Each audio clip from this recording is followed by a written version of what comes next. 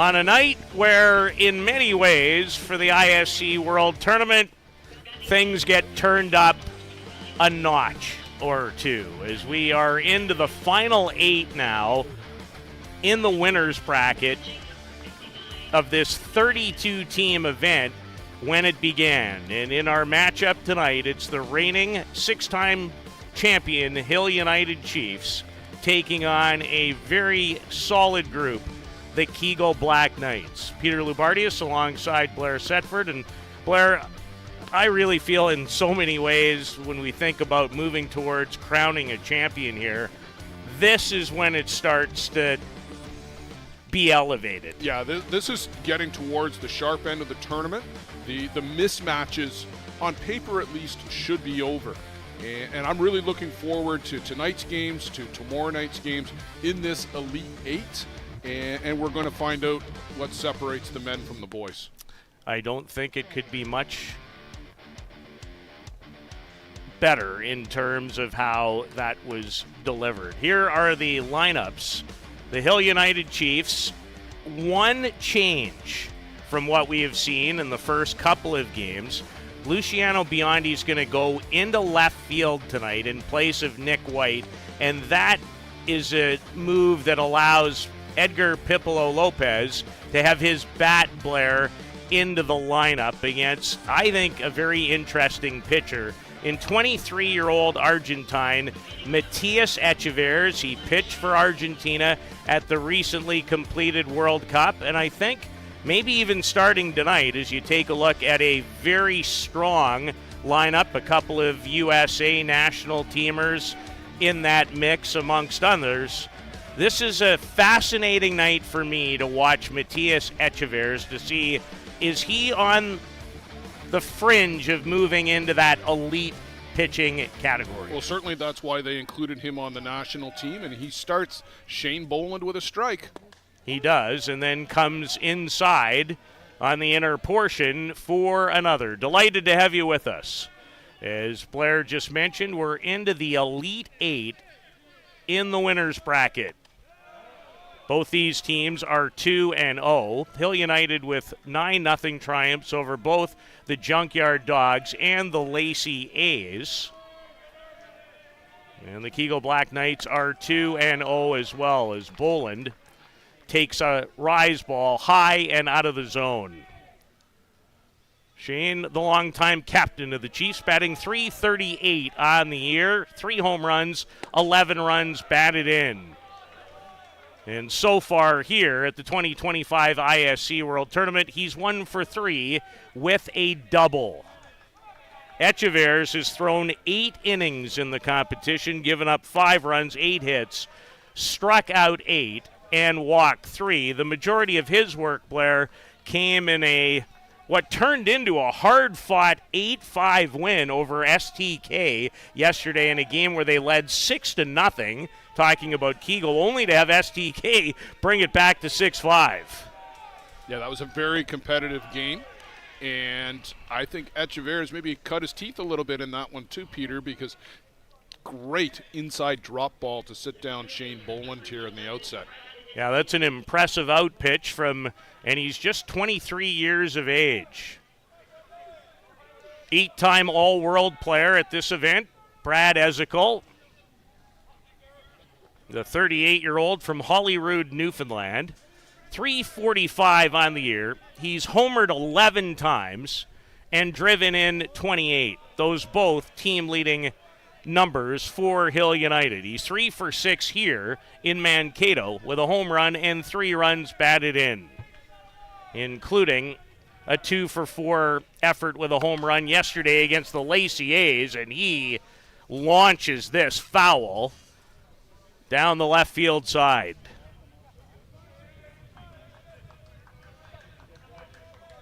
And in so many ways, Blair, offensively, this is the gentleman for me that drives the bus. Yeah, it's going to revolve around Brad Ezekiel. Lenny Diavazo getting into the lineup is a bonus return for the Chiefs, and it helps to cushion the blow with both Nick Shales and Quentin Bruce unavailable.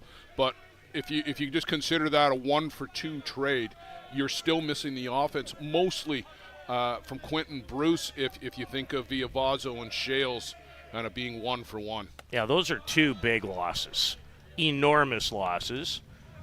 Quentin Bruce, the 29-year-old who joined the Chiefs 1 year ago,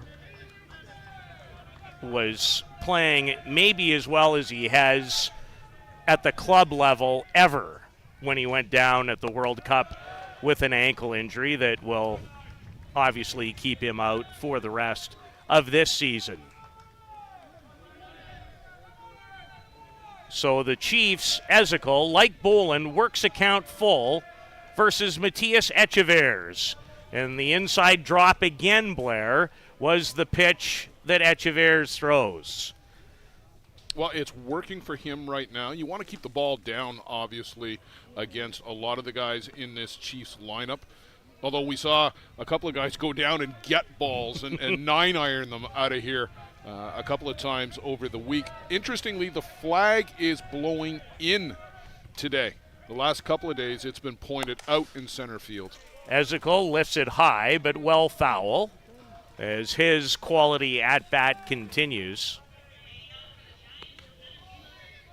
Well, he's seeing a lot of pitches. Shane Boland saw 6 or 7. Bradley Ezekiel at least at that count here. And if nothing else, they're making Echevers work here in the first inning. And so critical as the game moves on. On the ground, tough play, and Ezekiel will beat it out on the air to Franco Ortolado. He sat back on that. It was a hard hit ball, but it was in and out of the glove so quick. That's how hard Bradley Ezekiel hit it. You're right. Even upon further glance at this, he got caught right in between. And fought it, did well to barehand it. So many times, and I know growing up it was taught to me by my longtime baseball coach, that once you've knocked it down and it's lying there on the ground, there's no need to grab it with your glove again. That's right. Go get it with your bare hand. That was a real thing for him. And has been for me when either I've watched, broadcast, or coached youngsters over the years myself. And I think it makes a lot of sense. Is Lenny Viavazo, the batter. Lenny missed almost 6 weeks this year with a hand injury. And Blair, I don't know if you saw much of this. In fact, I know you didn't. In the game against the Laciers, and I'm not sure I've ever witnessed this, he was hit 3 times in the game with pitches. 3 times. Seems unnecessary. Well, it wasn't fun for him. So Viavazo lifts it high, somewhat deep, drives Logan Boom back. He'll get the ball in quickly, and Ezekiel will slide in safely at second as Viavazo almost gave the Chiefs an early 2-0 advantage. Yeah, he went and got that pitch. Look how far out that pitch is.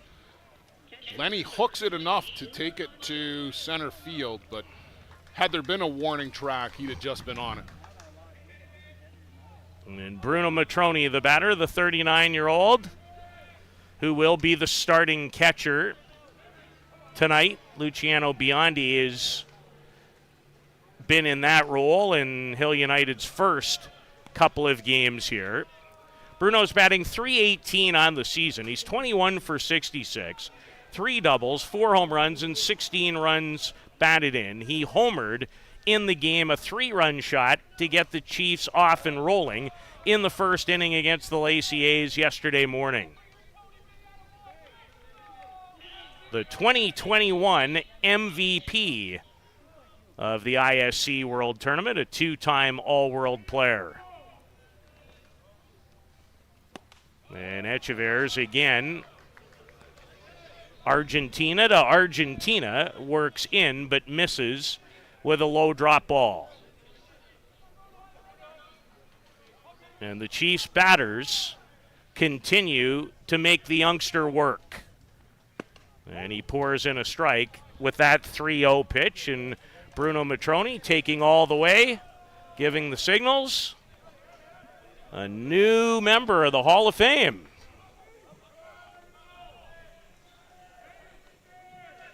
Jeff Ellsworth. Indeed. Elected earlier today. Congratulations to Jeff. The annual board meeting of the ISC directors was today, and we always, amongst other things, get to the Hall of Fame ballots. And Jeff Ellsworth, Ian Fairman, and Lucas Mata, so an Argentina connection. That's a great trio, Blair. On the players' side, former ISC president Dean Oscar, elected as an administrator. Nice.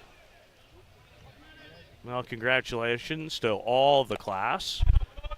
Two more. Jeff Rohrer from the Seattle Sea First organization. He was the longtime skipper of that Seattle Sea First team. World champions in, I want to say, 92, 93? No, well, it wasn't 93. It must be 92. And Bruce Tansky, the longtime sponsor of the Gremlins organization.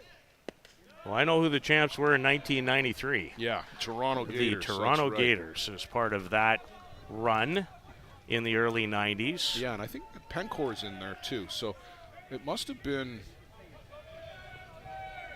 Well, we'll check it. Yeah. You do a wonderful job putting this great little book together every year.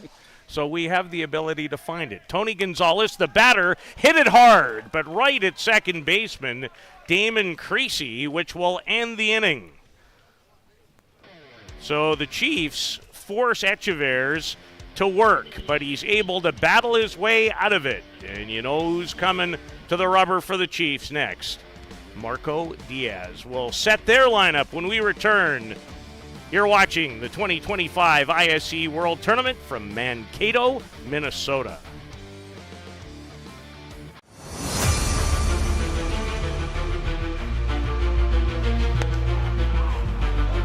Called strike three, the outside corner. They weren't out of that.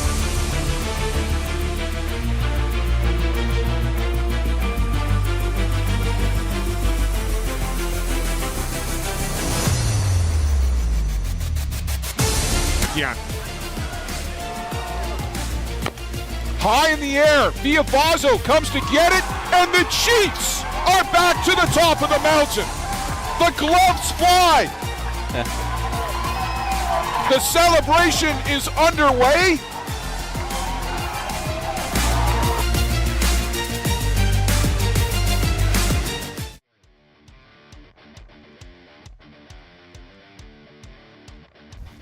Hill United leaves a couple stranded in the top of the first, and now it's the Kegel Black Knights who will come to bat. And defensively for Hill United, a bit of a change in left field tonight with Luciano Biondi playing in a spot that Nick White is occupied. Brad Ezekiel, Alan Pecker in the outfield, Blake Hunter, Shane Boland, Lenny Viavazo, Tony Gonzalez, with the veteran Bruno Matroni to catch Marco Diaz. Marco has a couple of wins already in this event. He's pitched 8 innings, given up no runs, 2 hits. He struck out 21 and walked 1. He faced 9 batters in their first game against the Junkyard Dogs. And Blair, as you know, you were sitting in the very same spot as you are with me tonight. He sat down 8 of those. Yeah, 8 by way of strikeout. To me, the biggest defensive change is getting Bruno Matroni back behind the plate. Biondi's done a great job on a part-time basis all year long, but this is the lineup now I think that they're likely to go with for the rest of the week. Biondi has earned his spot in the lineup with his stick. Yeah, he's hitting really well. The stats that I've seen, he's been tearing it up. So Nick White, a real nice piece to have come off the bench. USA national team member Frank Kimlinger leading things off. He's from nearby St. Paul.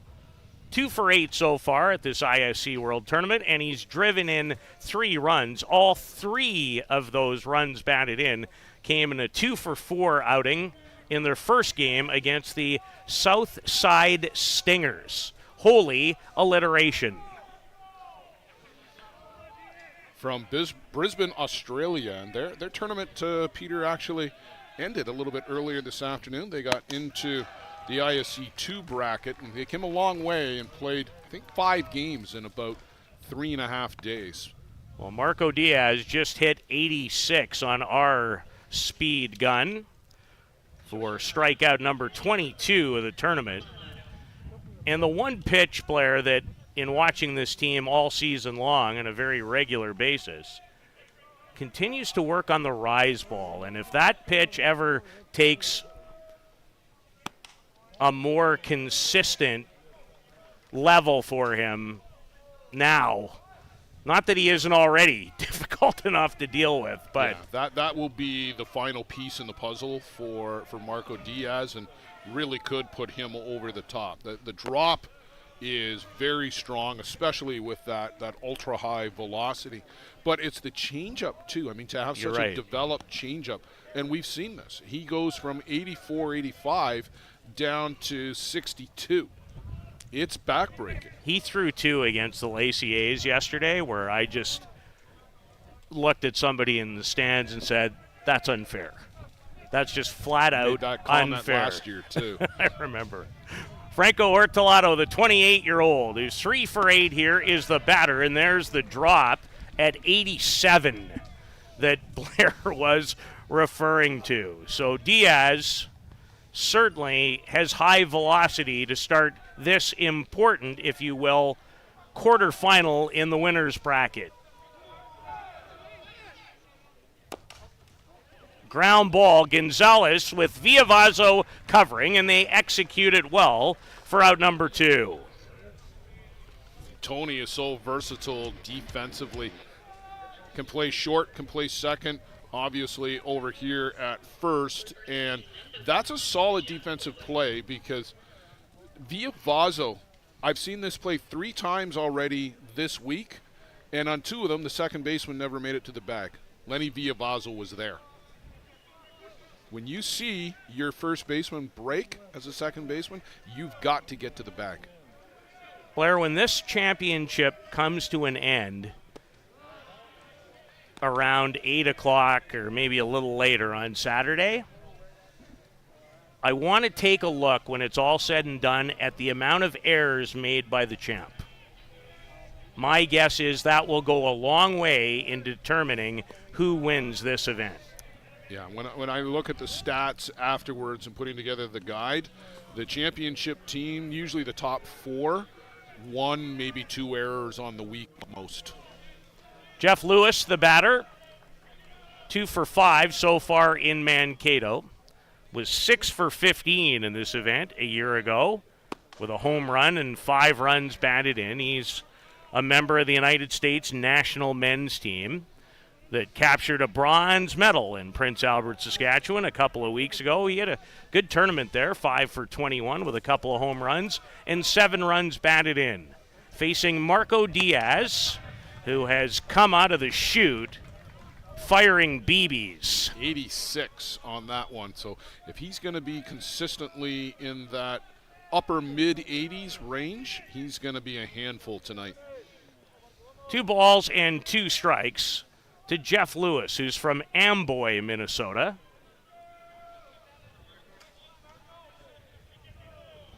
As Diaz shakes off Matroni a couple of times, and now the smooth delivery. And wanted that one that was a little wide of home plate. And we'll bring you the umpires momentarily. Always for both pitcher and batter, and of course catcher, establishing what the strike zone is going to look like in the first couple innings. On the ground to Blake Hunter, and Hunter across the diamond.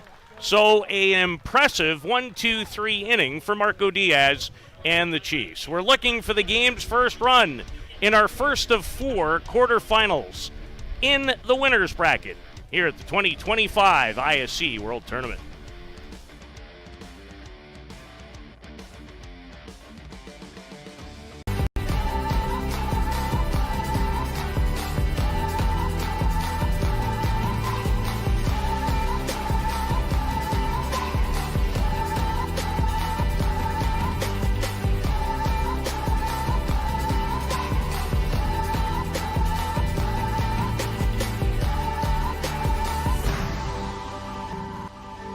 catcher, inch by inch, we'll fight to make the lives of First Nations people in this community, this province, and on this continent better.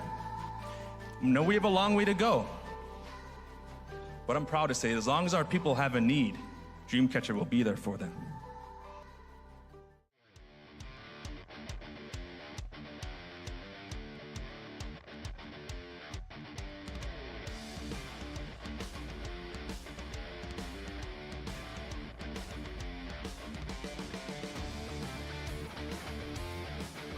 Blake Hunter to lead things off in the top of the second inning. He has fit in beautifully this year for Hill United. Another national team member of Canada, and he had a marvelous World Cup where he went 8 for 14 and drove in more runs than anybody in that competition with 11. He has 17 as a member of the Chiefs in 2025, including 4 home runs. And he homered yesterday in the win over the Lacey A's as he faces Echeverres, crunches it, and that's going to be a fair ball as Hunter on his way towards second, and he'll go in standing up with a double to open inning number 2. Got the foot down and got the bat through the zone and drove the pitch to left field with authority. Blake Hunter. 2 years ago, Peter, I remember the stats. Blake Hunter had more extra base hits than he had singles. It's absolutely true because in 2023 he was 4 for 10, double, 2 doubles, and a home run on those 4 hits. Which was a great World Tournament, but that was for the season with the Gremlins that year. He had an exceptional year. And yet he only batted twice officially for the Gremlins in 2024. I know you're looking at me like that can't be and it seemed odd to me. We'll have to double check that. I don't have to check this. Alan Pecker is the batter, and Alan will foul this away. The 27-year-old from Parana, 312 on the year going into this one. 2 doubles, 2 triples, 6 home runs, and 16 runs batted in. Looking for his first hit, Blair, of the 2025 ISC World Tournament. He's 0 for 4, but we don't have to go far back in the history books to know that can change. A quick throwback, and lots on it from a terrific catcher in Jaden Stratford. That almost turned into a double play as Allen goes down looking. Well, this is the evolution of Jaden Stratford. 2 years ago, he was with the Bar Buzz at the ISC World Tournament, and they were battling through ISC 2. Stepped up to the Kegel Black Knights. He's got a real strong arm behind the plate. So in the designated player spot tonight is Mexico's Pipolo Lopez, Edgar, the true name, the 31-year-old from Tijuana.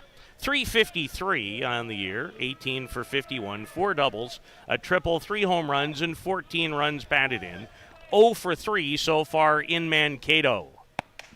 And had a notion, but able to pull the bat back against Matthias Echeverres, the number 1 pitcher for Kegel Black Knights. And there's a story, Blair, that we must get to because the season didn't start that way for Kegel. No, Josh Pettit was going to be the ace again for the Kegel Black Knights, but was injured very early in the season. And unfortunately for Josh, it's kept him out for the rest of the year. He was hurt in the tournament in Kimberley to open the year for many teams, including the Hill United Chiefs. The Grafmeyer Memorial Tournament. I believe he was hurt in game number 2 as Lopez goes down officially on a strikeout, and Echeverres up to 3 now in the game as there's 2 outs in the top of the second after the leadoff double by Blake Hunter, who remains in that spot.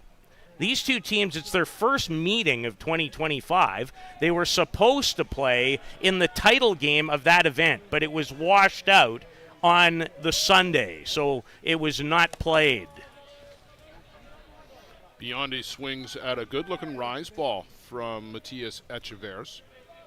Kegel Black Knights won the Boys' Summer Tournament just a couple of weeks back in Denmark at Circle Tap. They beat the St. Louis Honey Badgers squad in the final there. They run into Ostrander a couple of times at events in the Midwest, and prior to the Boys of Summer, hadn't been able to get past the Norsemen, but they did there and went on to win the title in Circle Tap. Luciano Biondi is the hitter. Always have to keep the numbers straight. He's 34 in one set of jerseys and 15 in the other.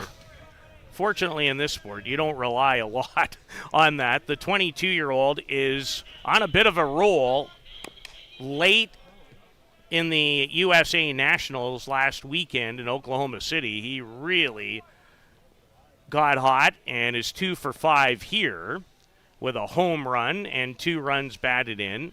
Hitting .422, that's the top batting average on the team entering the game tonight. And that home run was an absolute no-doubter, too. Oof. Crushed it. Scorched it, didn't he? Well, here's the 1-2 to Biondi. This one lifted, and it will find green, and it will score the game's first run as Biondi continues to deliver. A player who, coming into the night, was hitting .412 with runners in scoring position, and he has opened the scoring for Hill United. It's amazing when you get the playing time, Peter, how much your confidence develops. The team made the decision early in the season that he was going to get a fair bit of catching time. They wanted to see what they had in this player. Was he a legitimate prospect behind the plate? And I think they found the answer to that question. The answer is yes, but he's hitting too. Shane Boland, this one won't carry enough. It gets caught up in that wind blare that you talked about. We've seen a lot of wind-aided balls leave the park. That one might have been pulled back a little off the bat of Shane Boland. However, Luciano Biondi has driven in his third run of the ISC World Tournament, and Hill United has a 1-0 lead in a quarterfinal game in the winners bracket here in Mankato. Let's talk about a local one-stop shop. Live Well for Life is just that, a fitness, nutrition, and therapy facility all under one roof. Located at 3878 Wellington Street in Mitchell, Ontario, you can get so much done in just one visit. A full complement of staff on hand include chiropractic, massage, and personal training to get you back to your healthy self. Find them on the web at livewellforlifeinc.com or give Live Well for Life, a proud sponsor of the broadcast program.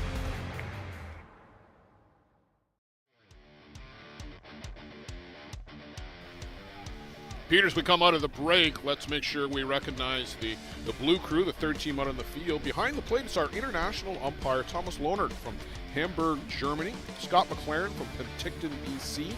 Fresh off a World Cup appearance, is out at first base. And Terry Richter, also fresh from that, Sherwood Park, Alberta, on third base. The catcher, Jaden Stratford, Wellington, New Zealand. And this is another, and Blair, you touched on it.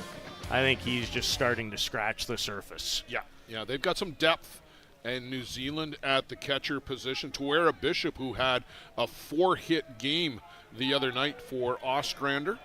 And he has no power. He's broken a couple of balls here, I think, this week. But Stratford, very good defensively, a good arm, as we saw on that snap throw down, trying to get Brad Ezekiel earlier. And he brings some pop, too. Jaden is 2 for 5 in the tournament. He's driven in a couple of runs. Hits in each of their first 2 wins against the Southside Stingers and then the much tougher opponent in STK Fastball from Kamloops, British Columbia. in an 8-5 triumph in their most recent outing. And that was a really good win for the Fargo Kegel Black Knights because STK has come in here on a roll. They won that Seattle tournament a couple of weeks ago. They've been winning tournaments out in Western Canada all year long. They came here with a lot of confidence, and I think that was a bit of a rude awakening to be on the loser side so early for STK. But a good early matchup, and you knew it was going to be. Absolutely. For Fargo, on the other hand, a great confidence booster coming into this one. Well, the Kegel Black Knights have a long history. And Stratford was impressive in Surrey last year. He batted .429. And dealing with Marco Diaz, 3 balls and a strike, and Diaz has walked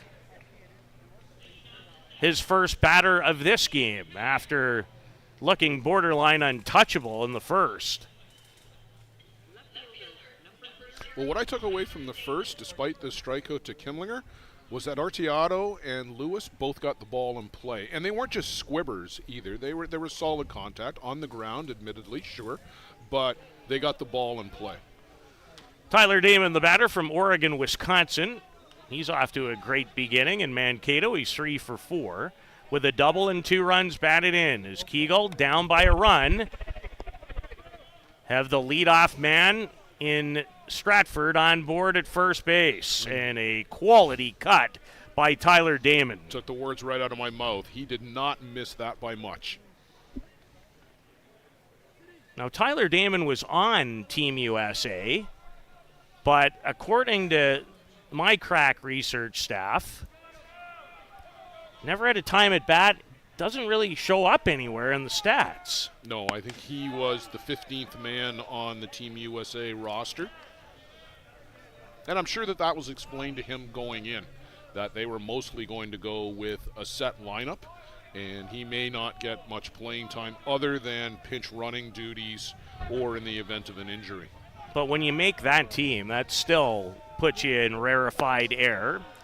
And off to a good start, as I mentioned, here in Mankato. 2 balls and a strike to Damon. Hit .211 at last year's tournament with circle tap.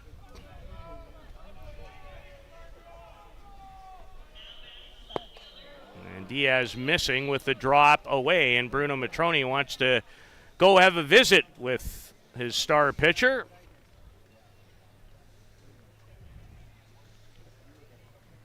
And this happens from time to time, Peter. You and I have talked about this over the last couple of years, doing a number of Chief games both here at the World Tournament, at their tournament. Sometimes Marco's attention span seems to wander in the middle of a game and he loses the strike zone. And Bruno makes a visit out to the board, and sometimes it snaps back right away. Sometimes this momentary lapse lasts an inning. Well, not a lot phases Marco. He's a very mild-tempered, for the most part, person, but he has himself in a little hot water here as he walks both Stratford and Tyler Damon to begin the bottom of the second inning.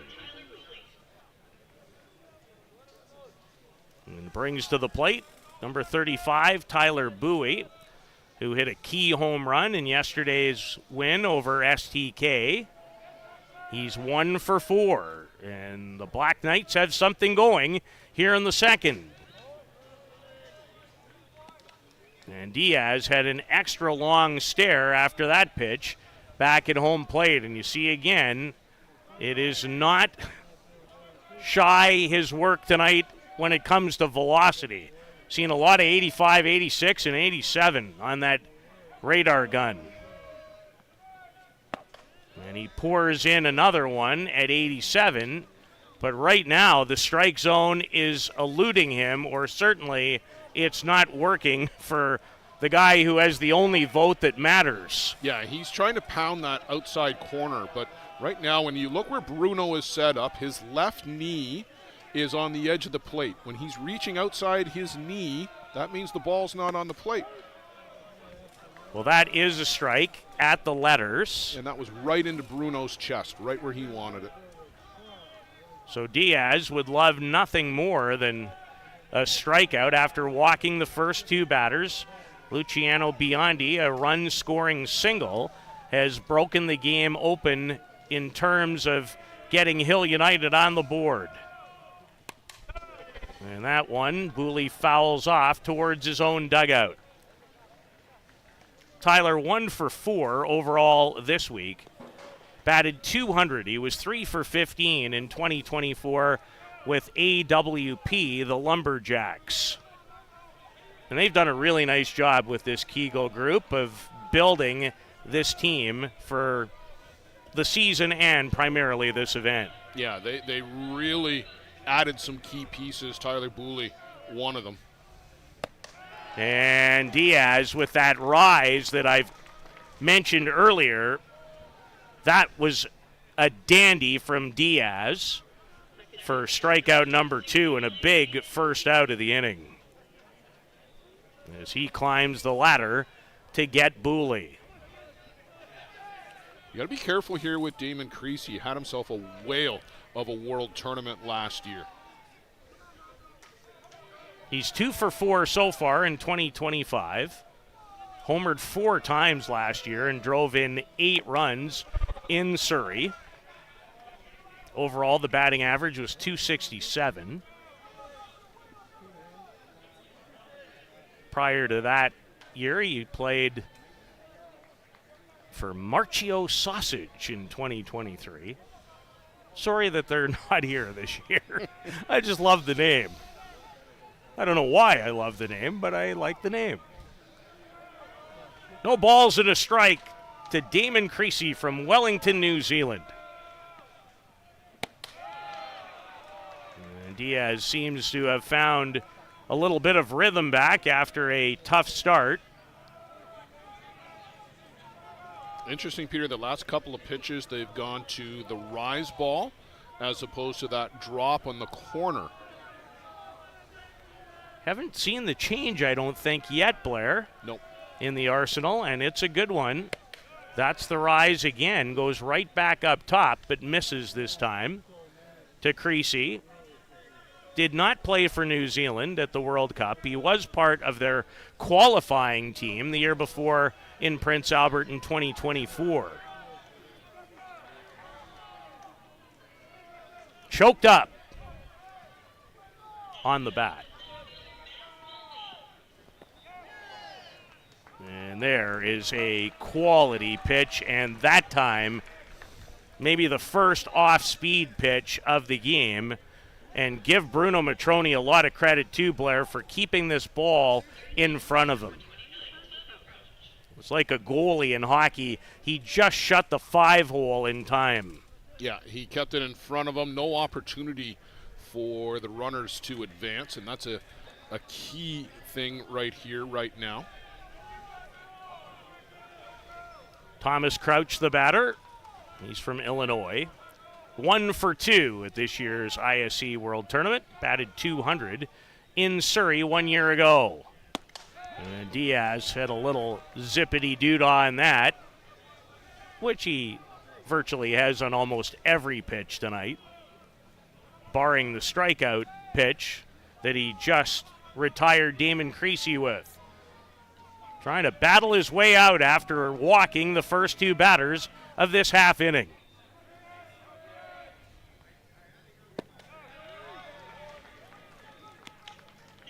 And working ahead in the count again is Crouch with a swing and a miss. Thomas Crouch also spent some time, as of course Blair would know, with Circle Tap at this event.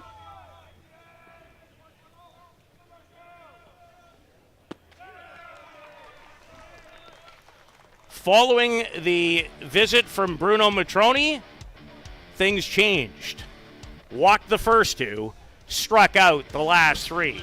It remains 1-0 Hill United after 2 as the Elite 8 is began at the 2025 ISC World Tournament on the best place to watch softball anywhere. Softball Premier TV.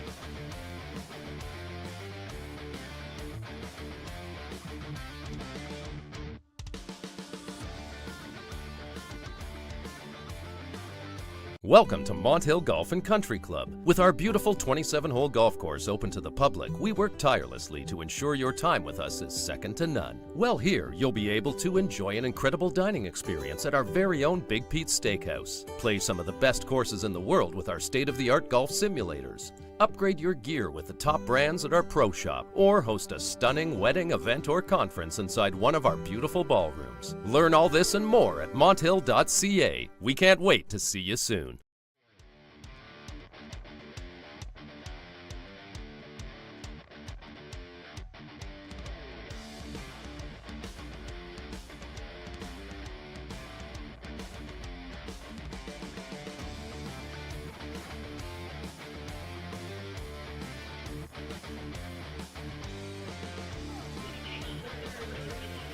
Bradley Ezekiel leads things off for Hill United.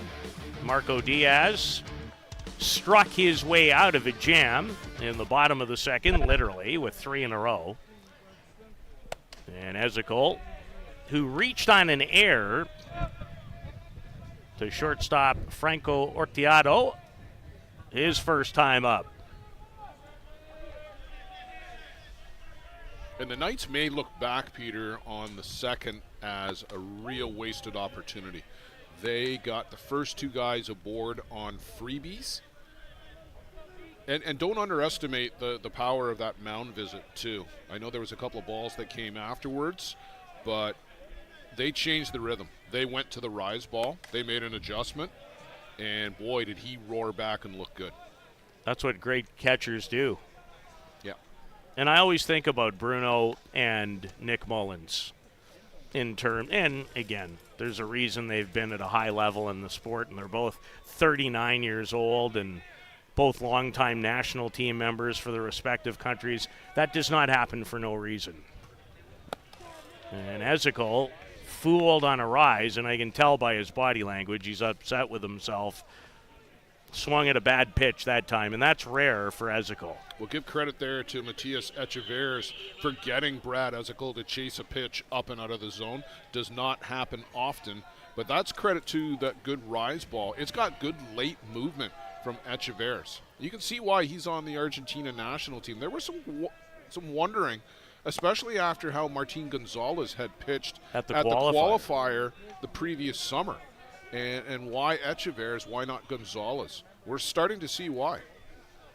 And he's only 23 years old, the guy who's working on the rubber right directly in front of us, facing Lenny Villavazo, and misses with what looked to be a drop, headed not exactly where he wanted it to be. He's up to 4 strikeouts in the game.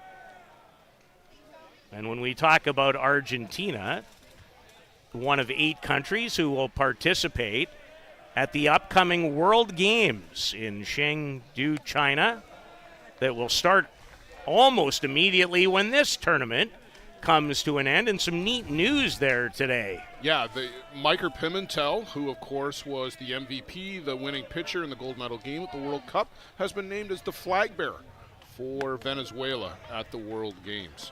And so congratulations to Miker. Last year's Kevin Herlihy, newcomer of the year, not here this year for various reasons. Look forward to Miker joining us next year in Kitchener, Ontario, in Canada.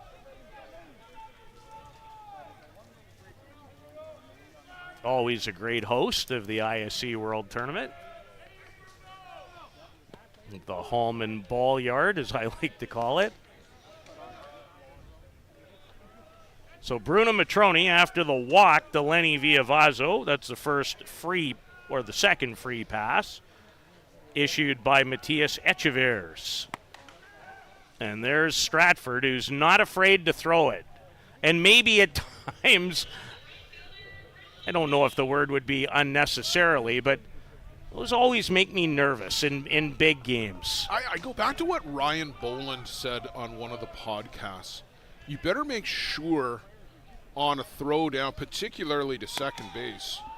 Hit and run was on that time, and Matroni fouled it to the newly elected to the Hall of Fame, Jeff Ellsworth, and He's got pretty good hands for a coach down there. yeah, in the well, third base box. oh geez, I wonder why.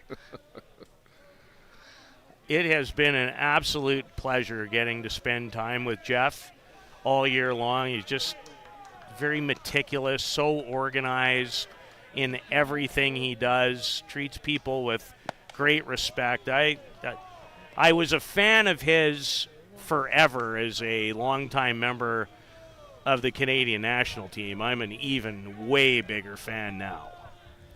2014 ISC MVP, the Chiefs, a 1-0 win in Kitchener. So that's some happy memories for the Chiefs there. Most recently, they won the Hallman Memorial Tournament earlier this season as well, beating the New Zealand Black Sox in the championship game. There's the quality drop from Echeverres. That was a fine pitch from the 23-year-old to retire Bruno Matroni for the second out here in the third. Well, we expected a good one, and we have one to begin for sure. Tony Gonzalez into the batter's box. Tony had a better than average opening game against the Junkyard Dogs to the tune of 2 home runs and 5 runs batted in here on Sunday evening. He was Softball Premier's Player of the Day for Sunday. Had some competition that. Thomas Anoka had a grand slam. The throw from Stratford is in time to get Villavazo as the Chiefs trying to move a runner into scoring position, but Jaden Stratford would have none of it. To the bottom of the third in a 1-0 Hill United lead over the Kegel Black Knights.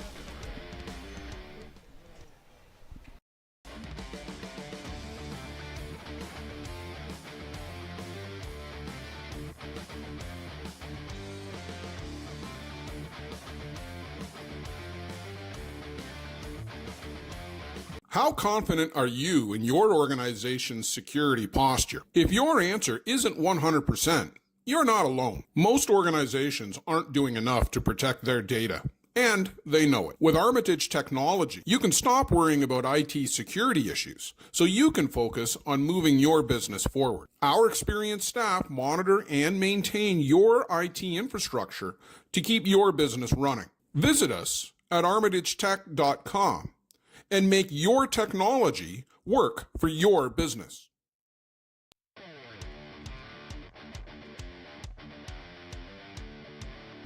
It is a great softball complex.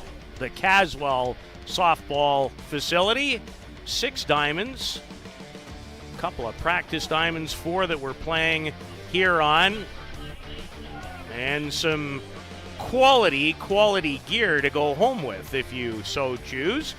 And it's never too young, Blair, to find your way to a great softball game. Never too late to find yourself at the softball diamond either. That's a quality point as usual by yourself.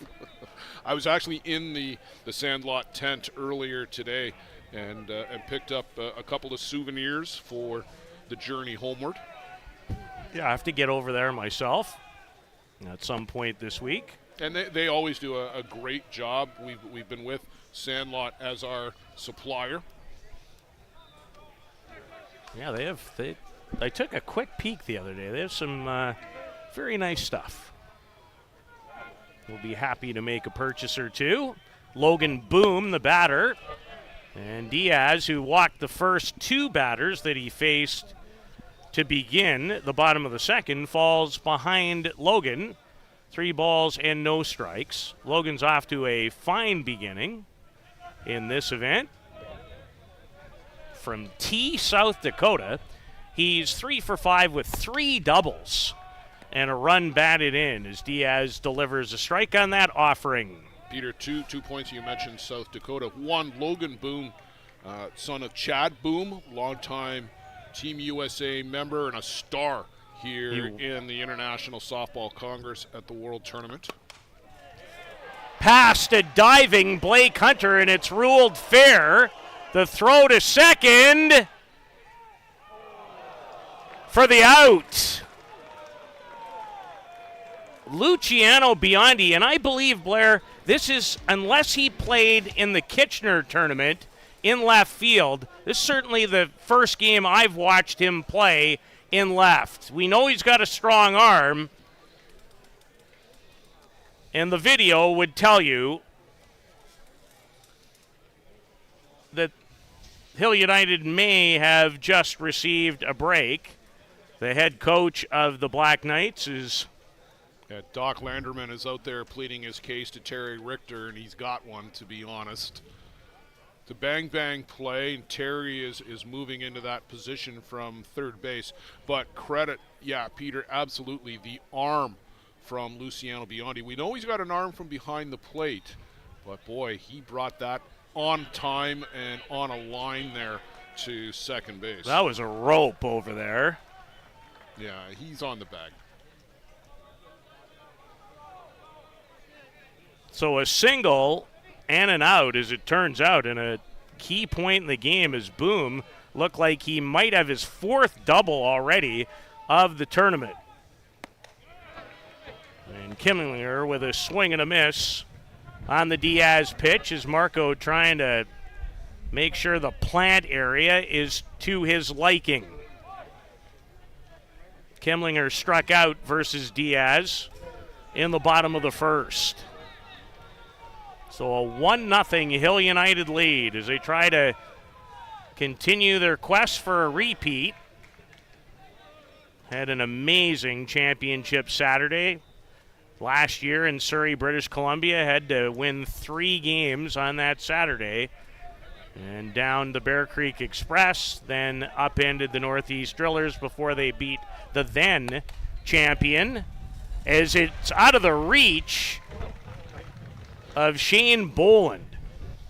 And that is, sorry, Peter, that is good hitting by Frank Kimmlinger.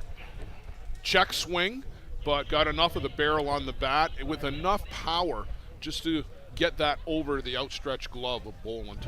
Talk about fighting something off. Yeah. Because that pitch was around his eyes, Blair, when he swung at it. But he does well. And the speedy Kimmlinger finds himself at first. Orteado, the batter. Franco, the 28-year-old. Hit .294 in this event 1 year ago for the Circle Tap Dukes. He's 3 for 9 now in this year's event after grounding out to Tony Gonzalez at first base earlier. There's the high-end drop at 86. Blair, isn't that almost unhittable when it's in that spot underneath your hands? And that's where you want to get that pitch, is bury it under the hands.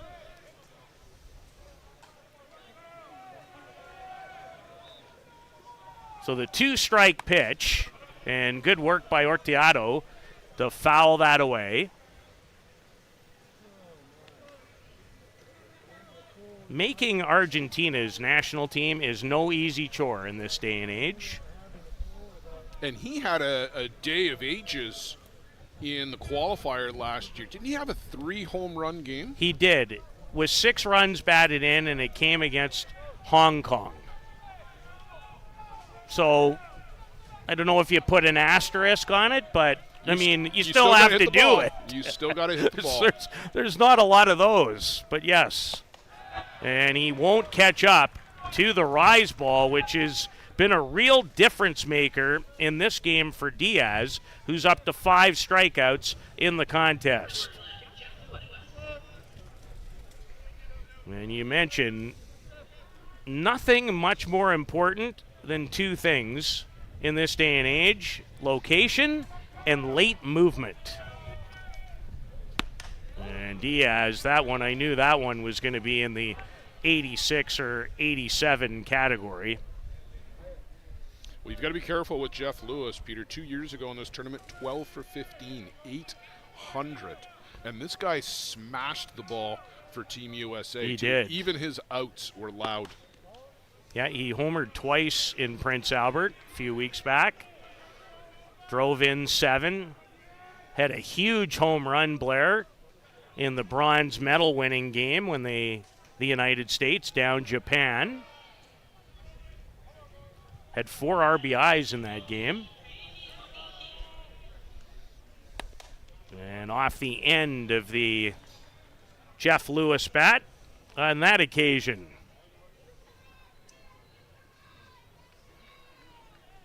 Jeff had an amazing World Cup qualifier last year, too, in Oklahoma City. I guess that doesn't matter anywhere near as much, but he was .688 in that event, 11 for 16. Those are video game numbers. And Marco Diaz. The rise ball has been maybe as good as I've seen it all year long. It remains 1-0 Hill United after 3 on this beautiful Tuesday night in Mankato. Do you need a reliable supply of products to run your business? Are you tired of having to deal with multiple suppliers to get everything you need? Absolute Business Supply is your dedicated, full-service business supply partner offering over 400,000 products and unmatched customer service. At ABS, we aren't just selling products. We offer a commitment to building meaningful relationships with our customers, getting to know your business goals so we can provide the best possible solutions for your needs. Find us on the web at absolutebusinesssupply.ca and let us get it for you.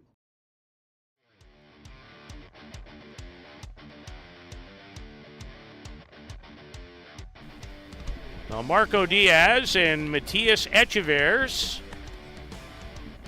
have both been strong, and Hill United with a 1-0 lead. Tony Gonzalez will lead things off. He was at home plate when Lenny Villavazzo was thrown out on an attempted steal by Jaden Stratford to end the top of the third. Luciano Biondi has a run-scoring single in the second inning. That's the only run of the game to this point.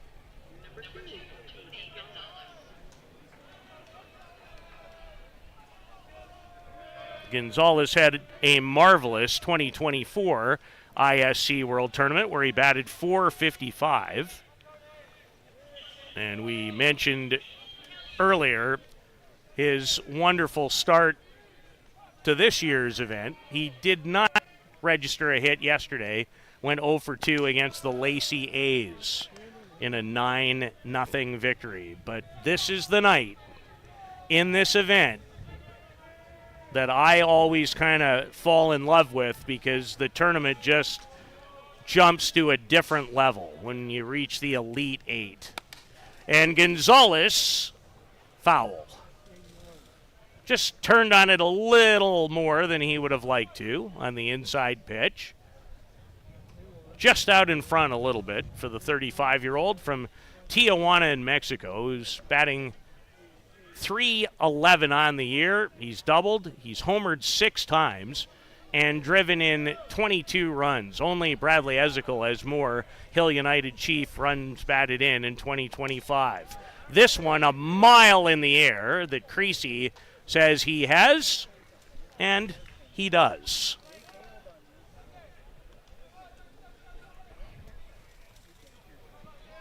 So hits have been hard to come by in the game. Blake Hunter has one of them, an extra base hit, a double down the left field line his first time up. And he also scored on the single by Luciano Biondi. And Hunter, was he able to check his swing? They didn't ask. They didn't ask. Thought they were going to, especially the way Stratford quickly stood up. But no ask, and it's ball 1 to Blake Hunter. Orteado this time read it well and didn't end up as he did on a Bradley Ezekiel grounder caught in between. Good play by the shortstop. Yeah, his first step was in on this one, and very smooth, too. So 2 quick outs for Echeverres, who has only given up 2 hits. We'll make that 3, and this will be an extra base hit for Alan Pecker, who took a little bit of a glance to say, could I maybe get to third? No. A double for Alan Pecker, his first hit here in Mankato. Well, he took the look, and we all saw him do it as he rounded the bag and just eases off and stands up going into second base. But he's in scoring position there now, and the way he runs, anything on the grass from Edgar Lopez, he's going to score easily. Yeah, not as much speed in the bottom of the lineup tonight without Nick White, but when it's Alan Pecker, Nick White, and Luciano Biondi, that's a track team, Blair. Oh, that absolutely is. There's a couple of people who have got some comparables, but I think that's probably the fastest 3 guys. Well, I'd put Tani Mumu in that wheelhouse as well. Edgar Lopez, Peter, for me, has quietly had a real solid season for the Chiefs. He's not leading in any stats, but his hits tend to come at big times. Well, he's hit 300 this year with runners in scoring position and trying to add to that, and there is a base running mistake this time by Alan Pecker, but he's going to be safe. He managed to outrun the mistake, and honestly, you want to minimize your throws, and I think Fargo got caught into too many throws in the rundown.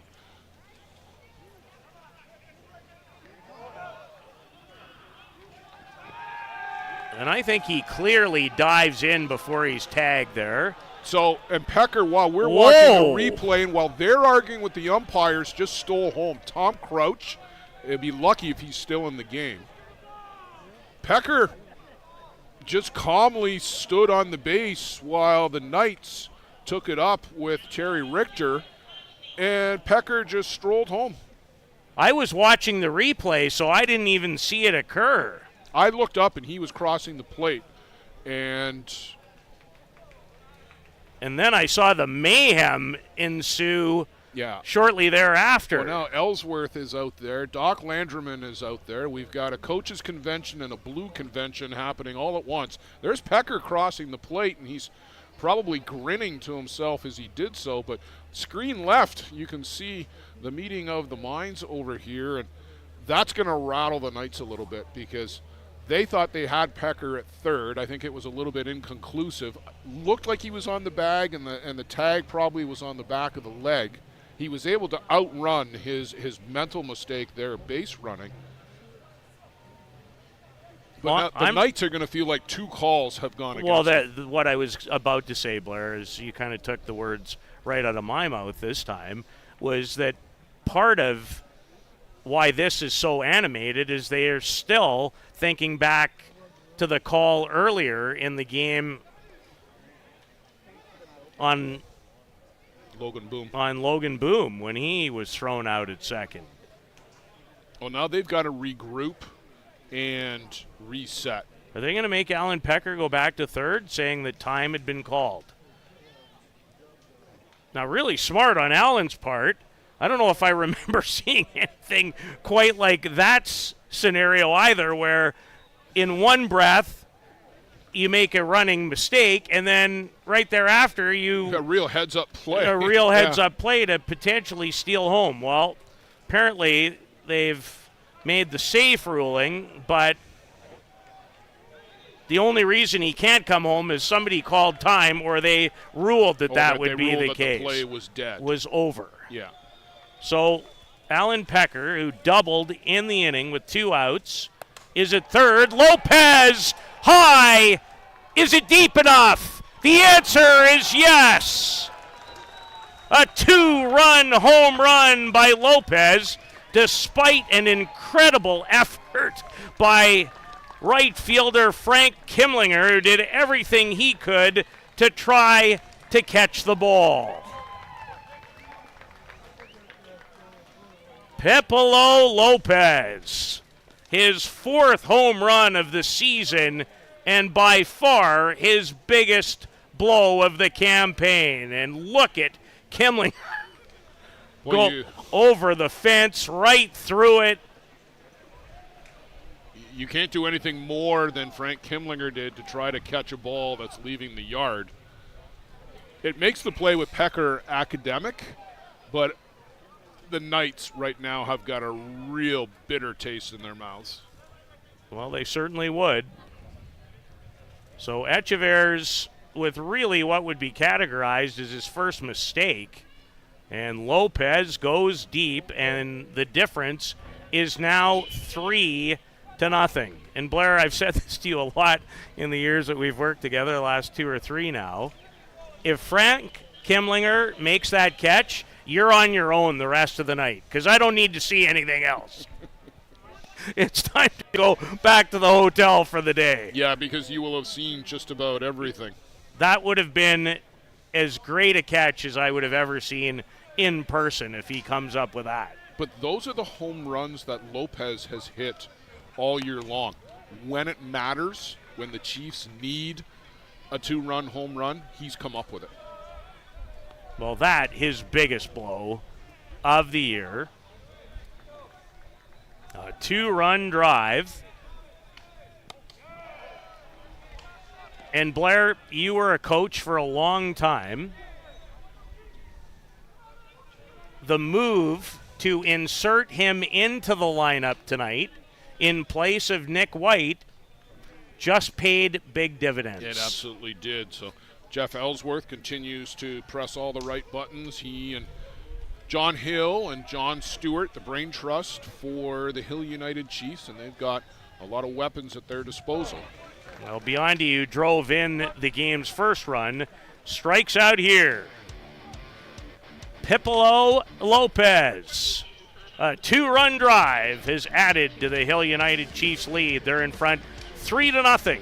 You're watching the 2025 ISC World Tournament on their streaming network, which is only possible thanks to the work of Softball Premier TV. This business was opened in 1965 by my father, Ned Matiosi. Could have walked in here 25, 30 years ago and seen just about the same thing. The process of making this suit takes about 6 weeks. It goes through about 12 or 13 hands as it's moved along the line. It's an old-time place. Making stuff from scratch here in the city at a reasonable cost. It's a very personal type of business.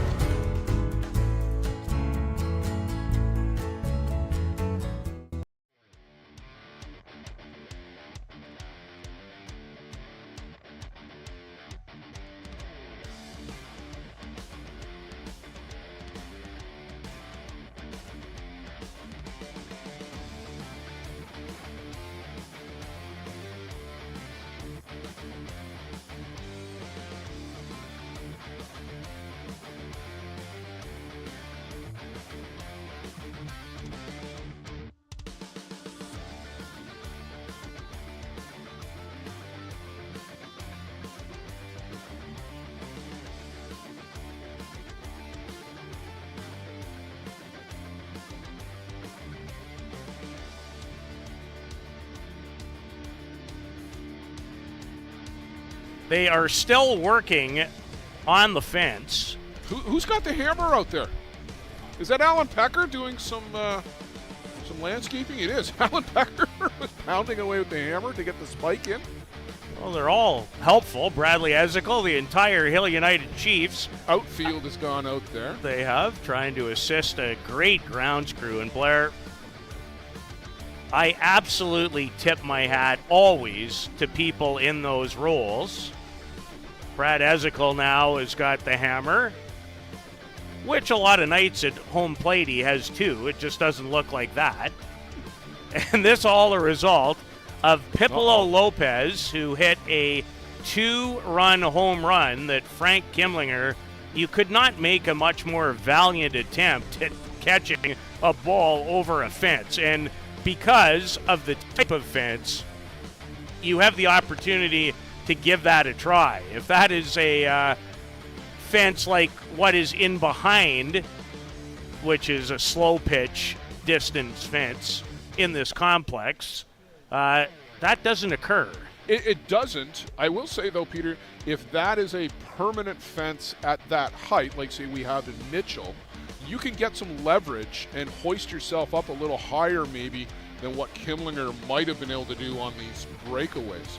But they've got to, they brought in an extra unit, and now they've got to get it attached, and then they've got to get this yellow protective piece back on a couple of the panels here. So we might be a couple of minutes. So, Peter, why don't it's been a real busy day here at the park. I tell you, on the ISC side of things, there was a great ball game here a little bit earlier in the day with Team 518 and the Houston Aces were tied at 1 into the 9th inning. That game went 9 or 10 innings. 9 innings. 9 innings. The Aces, unfortunately, the pitching went south in the 9th, and they walked in. What I heard was they walked in 3 runs in the 9th, and they ended up dropping a 4-1 decision in that one to Team 518. So they stay alive in the losers bracket side. Any idea where that name comes from, Blair? I think it's an area code. I think. It is an area code, but I've been wondering that all year as to how they might have arrived at that name. Well, it's a new team that's been put together in upstate New York. If anybody is wondering where they're from Amsterdam, New York. Sandlot Merchants dropped a 2-0 decision to Ostrander. Started last night, finished this morning due to the rain, but then they rallied for a 9-0 win over our favorite team maybe this far, Peter, the Grass Valley Greens, who put up a valiant effort against the Bear Creek Express a couple of days ago. Yeah, it was tied at 6-6 in that game before the Bear Creek Express broke it open, won it 11-6 as we are back underway, and that's not easy for a pitcher. I guess it's not much different than waiting through a long half inning, but you go out there and you're ready. Off his glove and off of Viavazo's glove will allow Jaden Stratford to be safe. Yeah, I think Marco deflected that just enough to change the trajectory on Lenny Viavazo. And we'll wait to see how that is officially scored. But for the Kegel Black Knights, who trail by 3, an important leadoff runner and batter aboard to begin the 4th against Marco Diaz. This time Matroni set up outside, and it swerved back inside to Tyler Damon, the left fielder who walked his last time up. It was given an error in Game Changer. And Diaz falling behind Damon for a second straight time in the game. Peter, Diaz is up to 54 pitches on the evening. We're just in the 4th, so maybe a little bit higher average than you would like. And Marco has had some difficulty with the drop outside to left-handed batters. Yeah, he hasn't been able to find the range on that outside corner. Bruno Matroni pivoted to the rise ball a couple of innings back. They've gone back to the drop ball here this inning, I guess, trying to test it out. And that one pretty much down the middle for a strike. Yeah, Damon did not have the green light at 3-0. And why would you, down by 3? Wouldn't make a lot of sense, not to me anyway. And Diaz bears down and comes back with 2 hard pitch strikes. Jaden Stratford, the base runner, reached on an error to, I'm guessing, Lenny Viavazzo would be charged. And Matrone unhappy. He thought that maybe he had strike 3, but it's ball 4. The only person who works umpires harder than Bruno Matrone might be Nick Mullins. The two of them spend an awful lot of time talking to their home plate umpires. In its own right, it's what makes both of them great. So Kegel again with runners at first and second and no one out. That was the case in the second inning, and Marco Diaz dealt very well with it.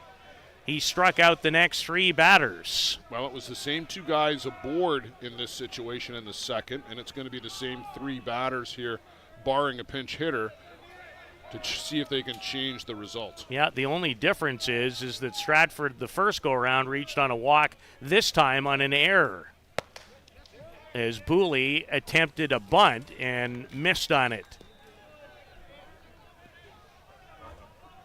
Always in key games, tight games, can you execute in the most important situations? Teams that do it on a really regular basis are successful.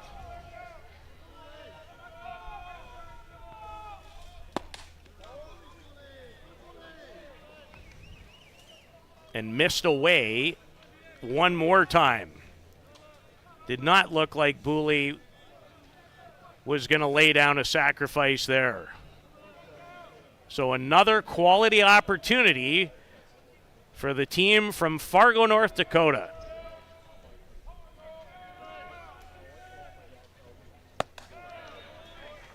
In with a rise, and boy, did that tail in. Not only the movement up, but the curving motion in. Yeah, up and in to the lefty. That's a very, very tough pitch. So evens the count on Booley.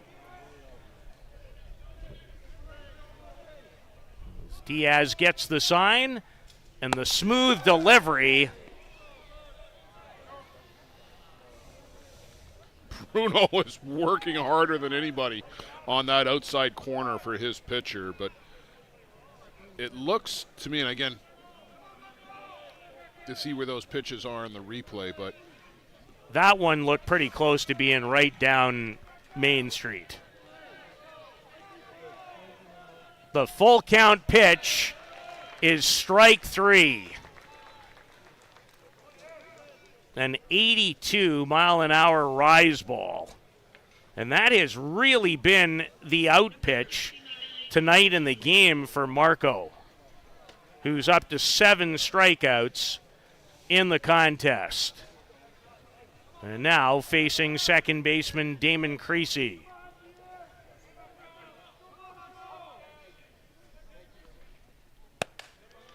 This time the rise is up and away. Creasy struck out his last time. As Diaz wipes the brow. This is a huge half inning in the game.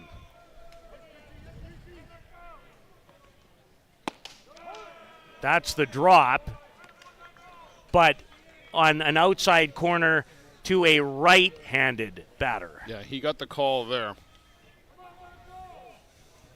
Got a great game coming up after this one too, Blair.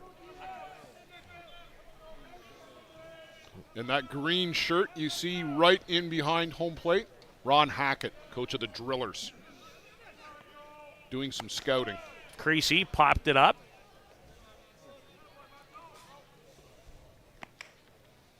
Always trying to give your team an edge wherever you can as a coach.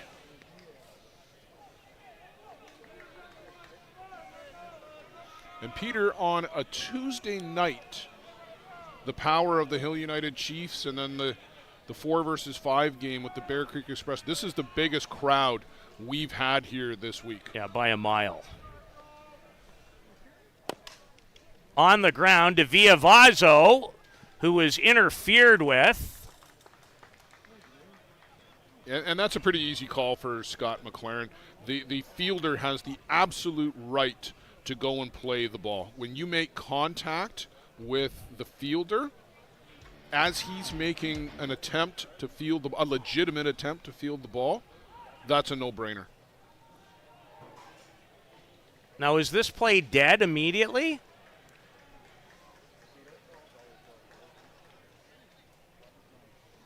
I'm racking my brain. I don't have a definitive answer for you. That's what they're talking about right here. And I know what Jeff Ellsworth is asking about. He's asking about what I'm thinking about and what I just posed the question to you. I've felt in my lifetime that if you could still make the play, couldn't this be a double play to end the inning? It could be, but I want to get clarification just for my own knowledge. It may not be considered interference then.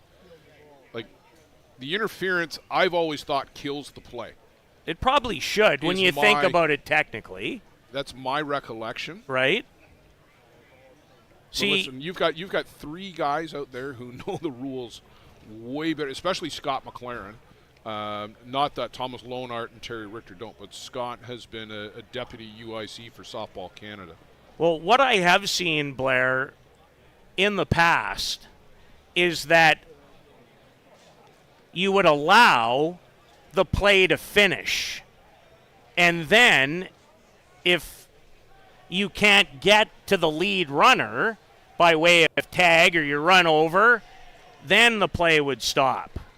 That's been kind of my understanding. So I think you're correct about when the play, like the minute interference comes up, I think it does deaden the play. I think when the umpire makes that call in terms of how the play develops can be different. So the runner who started at second base, Stratford, who is now Booley because it's a two-out catcher replacement rule.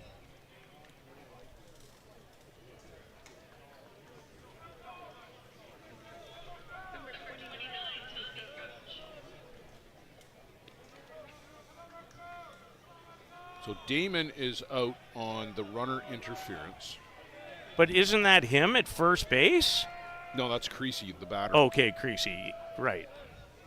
So he's aboard on a fielder's choice. Although arguably, he might have been out on the play. Well, he was. But, again. So the only thing I can think of then is that the play was ruled dead at the time of interference. It was, which is why Stratford, now who's being run for, would have to go back because he was on his way to third on that ball hit to the other side of the diamond. Well, after all of that, we have runners at first and second, and two out. And a pinch hitter at the plate, Mike Lewis. Batting in place of Tommy Crouch. Lewis does have a hit in this 2025 ISC World Tournament. It came yesterday against STK, drives this deep, and Luciano Biondi. You'd think he played left field every day. That's his second terrific effort out there, and that would be a Softball Premier Play of the Day candidate. Boy, if he's not 6'2", 6'3", he doesn't get to that. But boy, he just makes it look so easy, so graceful. What athleticism and some kind of catch by Luciano Biondi, which could end up being the play of this game. Well worth another look. Sensational with a capital S here in Mankato.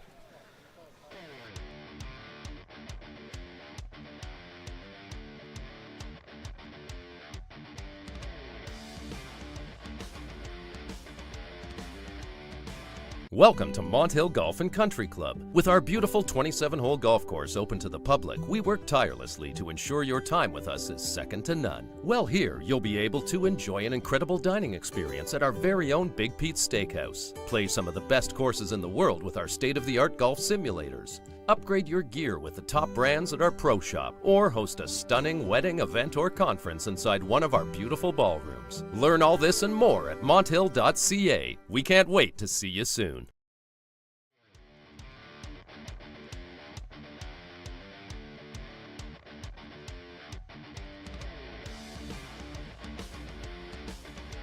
Luciano Biondi just saved 2 runs in the game.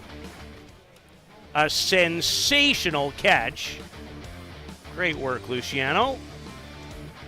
And Carroll on the original shot, and then to provide us with a look at the replay. That is how the bottom of the 4th ended. And we're still in the middle of some controversial chats. Well, Stratford is talking with Scott McLaren.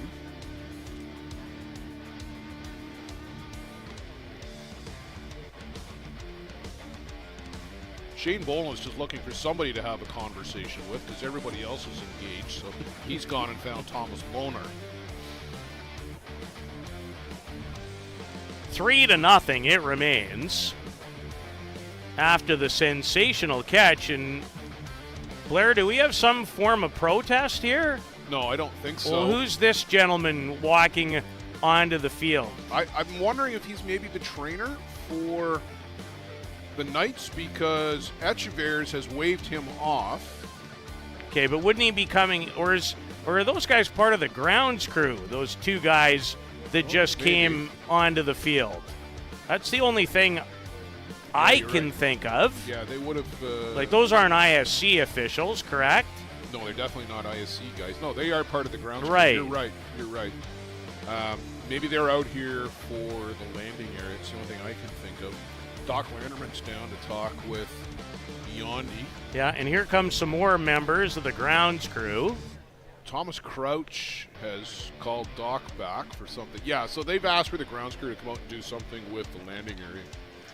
Well, we've had a little of everything in this game. We were moving along so well, too. We were. Yeah, they're going to fix that landing area to the best of their ability. And listen, they did so much work prepping for this tournament. But I was talking with Brad Walsh, the head of the host committee here and the guy who runs this facility. And I said, Brad, if you've never done a men's tournament, which they haven't done here in a couple of years, it's like a grenade going off slowly under your ground every game because it just blows holes in that landing area. Well, I was asking in Oklahoma City about what they have going on. And my understanding, Blair, is in Oklahoma City, they have a very similar setup to what they have in the major leagues of baseball, where I was told, and I don't understand enough of it to go through it, but basically there's like a box in that area between the rubber and there's a mat as part of it. Yeah. And it's kind of something that you literally pull up and put back in. Yeah, they were working on that here, that type of system here, as well as what Brad told me. But, and I'm surprised that system may have worked in Oklahoma because the guys jump so much farther than the women do. Like, he's outside the 8-foot circle here where he's digging. That's at the outer perimeter of the 8-foot circle. And they really, most park administrators, they don't get that about men's fast pitch.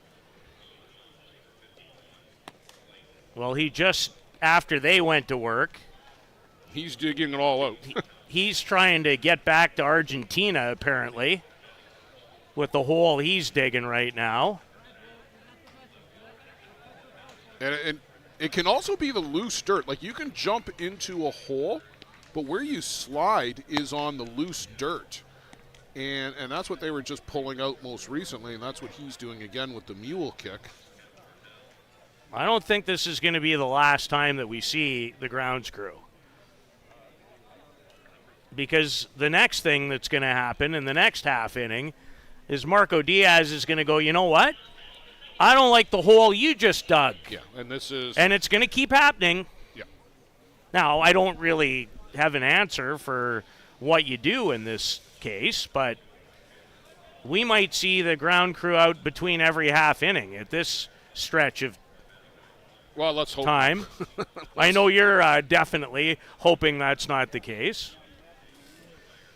I've had a very lovely, relaxing day, so it's beautiful. I'm in a great mood. Couldn't be in a better place. So, I mean, do whatever you need out there. I'm good. I feel refreshed. And this has been a whale of a game as Shane Boland steps in and fouls it down the third base side. So, Pipolo Lopez 2-run homer.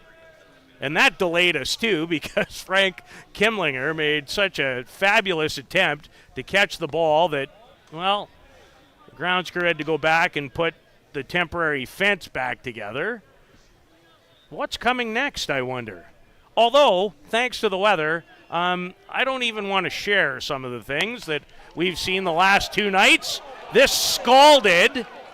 Oh, boy. Fair ball as Boland gets to second on a leadoff double here in the 5th. And I don't know if anybody has been given the heave-ho yet. I'm not sure if we can see where the ball lands, Peter, because we're somewhat obscured. Let's really slow this one down.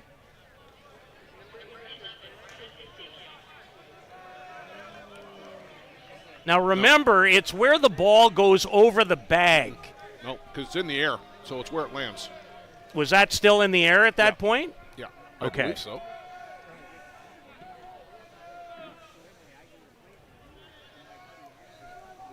So Shane Boland has another double, his 7th of the season, and his first hit of this game.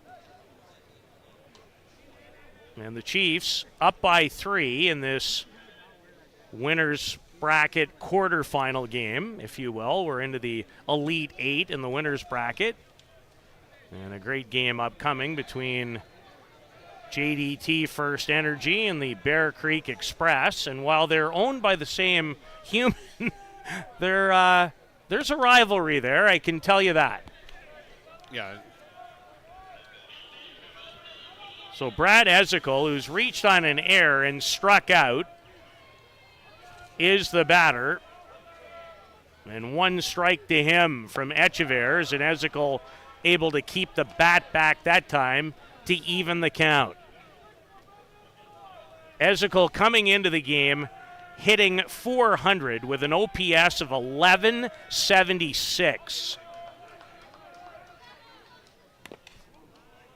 And fouls this back, I believe, off either catcher or umpire. A little drama on this Tuesday night, which never hurt anybody. They got Bradley to chase on the rise ball. Up the middle. Boland. It gets away from Logan Boom. And just mentioned that Ezekiel, with a .400 average with runners in scoring position, he just added to that a single, a run batted in, his 29th of the season and his 4th here at the ISC World Tournament. That draws a visit from the bench. Mike Jamieson who does some pitching for the Knights on weekends. And this is a newcomer added because of injury. That's Rowan Sears, who's 25 years of age. He is from Nova Scotia. Blair, I remember watching him at the Canadian Championships with you and Surrey in 2023. He plays for the Mastodons, and you're quite familiar with their head coach. Yeah, and he was a late addition due to all of the changes that were required there. Ethan Johnson has come on to pitch here for the Kegel Black Knights as Echever's now on his third time through the order, and that's a tall order for anybody to get through this Chiefs lineup 3 times. So Johnson will have to contend with that runner still in scoring position, and then we can close the book on Matthias Echever's. Well, Echever showed me tonight that his services will be very much a hot commodity, I think, Blair, as time goes on. Not overpowering, nothing, not in the category of the guy pitching for the other team tonight, but there's lots to work with there as Johnson comes into the game. I want to tell you a little more about Rowan Sears, who just got off the plane yesterday.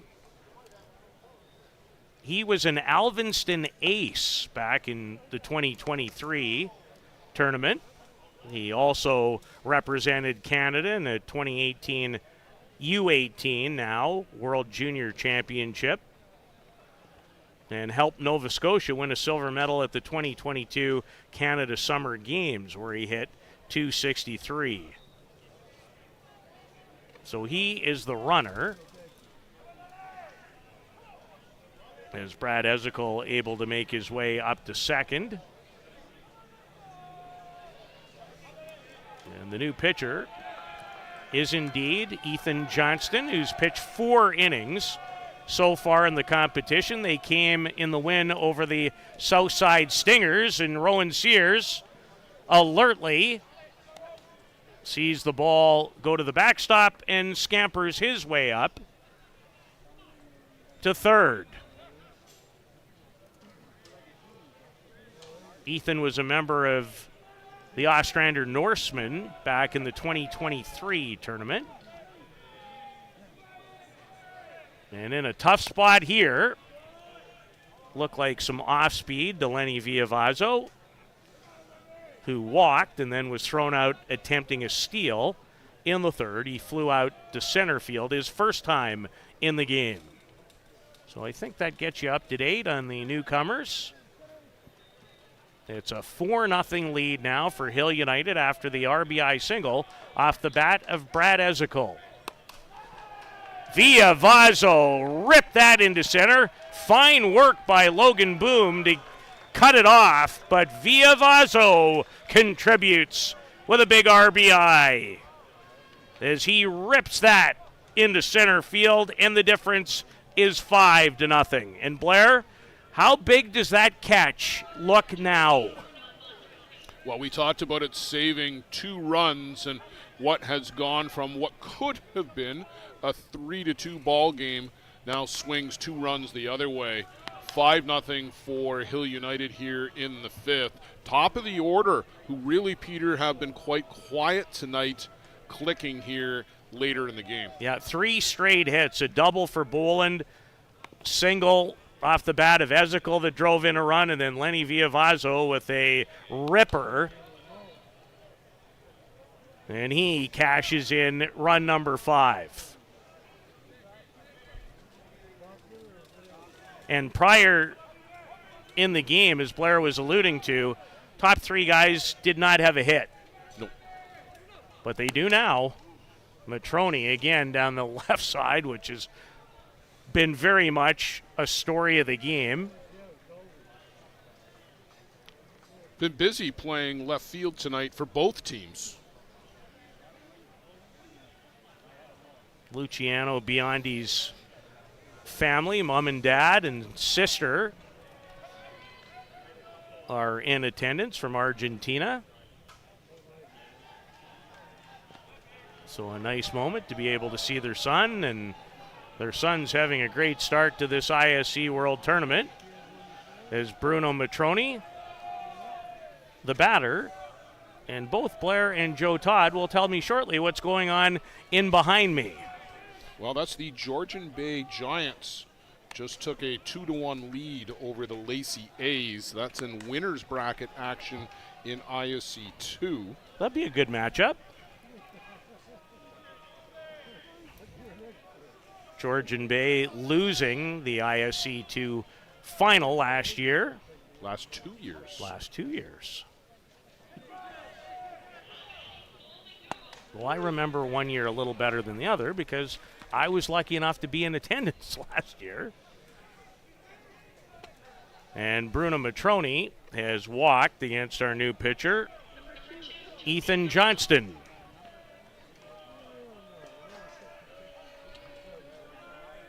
Still 1 out in the inning.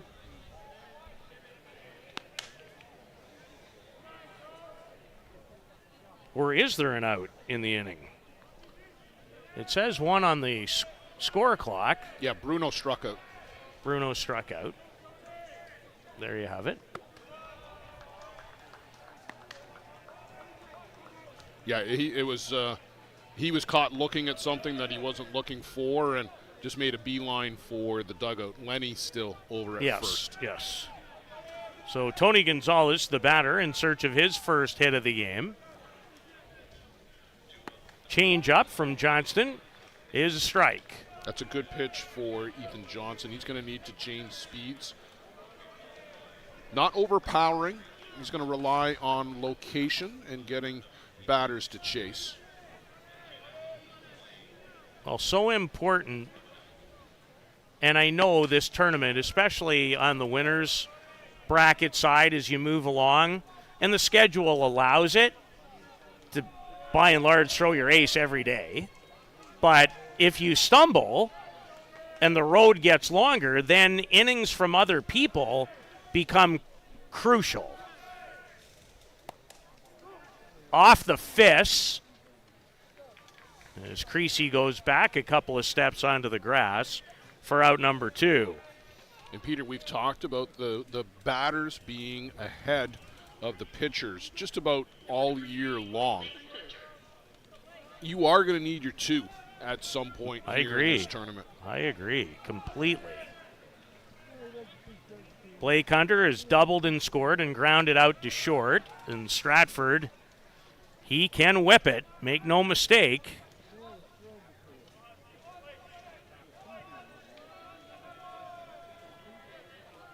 That's part of the maturation too, Blair, when you're a young catcher. You know you've got great tools, and he has good tools. Sometimes less can be more. Yeah, and again, I always go back to that podcast appearance by Ryan Boland. There's a time to go after a runner, but it needs to be a high percentage play.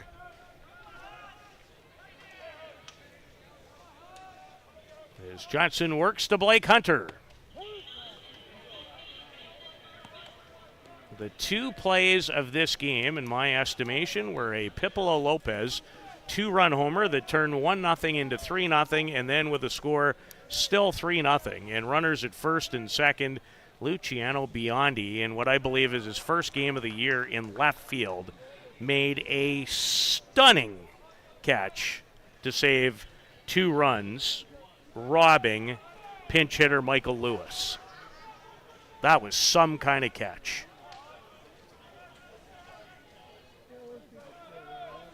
Three balls and a strike to Blake. And Blake trotting his way down to first base.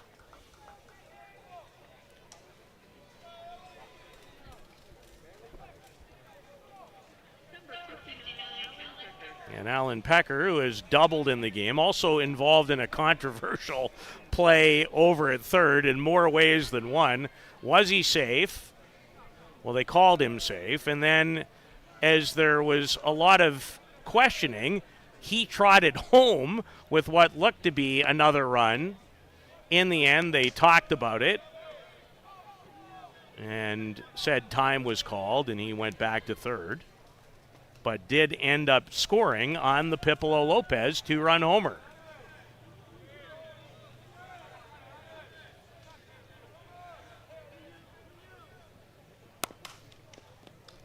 Big hop for Creasy.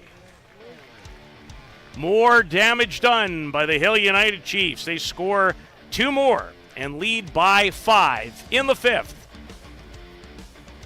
at the 2025 ISC World Tournament in Mankato, Minnesota.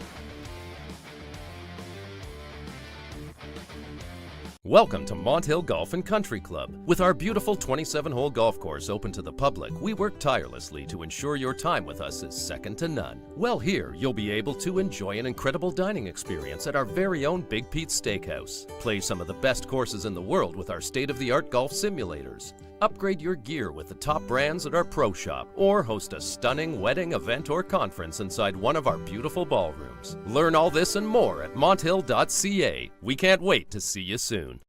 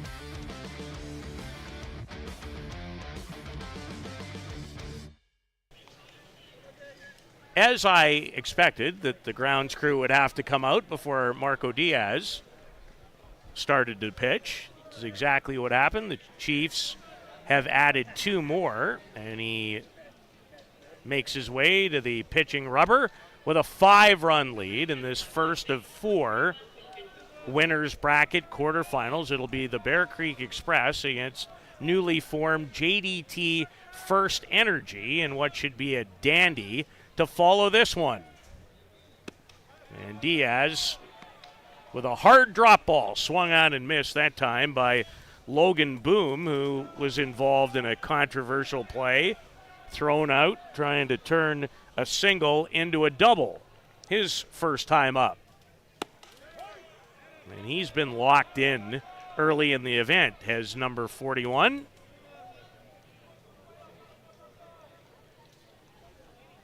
He's now 4 for 6 here in Mankato.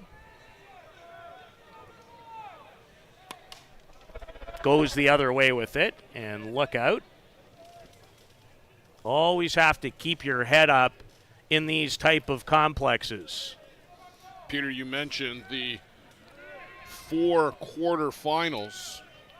Tomorrow night, Bear Creek Gremlins and Toronto Batmen, and then Northeast Drillers and Ostrander Norsemen in the other battle of the undefeated teams. An 8 strikeout to open the bottom of the 5th, and Blair, one more time, it's the rise ball. I would say that of the 8 strikeout pitches, 5 or maybe even 6 have come on the rise ball. I think you're absolutely right. There was one changeup. Back up the middle. Villavazo ranging. And it'll be an infield hit for Kimlinger. Boy, everybody went after that one. Shane Boland ended up halfway across the diamond. So did Villavazo. The other way. Look where he goes to get this from his spot at second. Shows great hands to reach. Jump, off-balance throw, but Kimlinger runs too well in order not to be safe. So he has his second hit of the game off Marco Diaz. 1 out in the bottom of the 5th for Franco Orteado.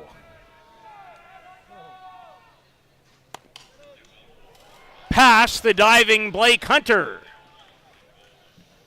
And the Kegel Black Knights not ready to go away here in this winner's bracket quarterfinal. Peter, we've talked a lot this year about how normally Nick Shales, but Blake Hunter here as well, play so far off the line, playing the percentages that there are more hits that go between short and third than there are that go directly down the line. That time came back to bite them just a little bit. That changes, though, Blair, later in the game when you're more concerned in a tight one with protecting the line. I don't think you're quite as consumed with that here as you might be if it was 2-0 instead of 5. Maybe it wouldn't change. I have not studied that. Well, Shales in particular, and Blake is a good 6.5, 7 feet off the line. Shales is usually 2 more feet to his left. He is. I agree.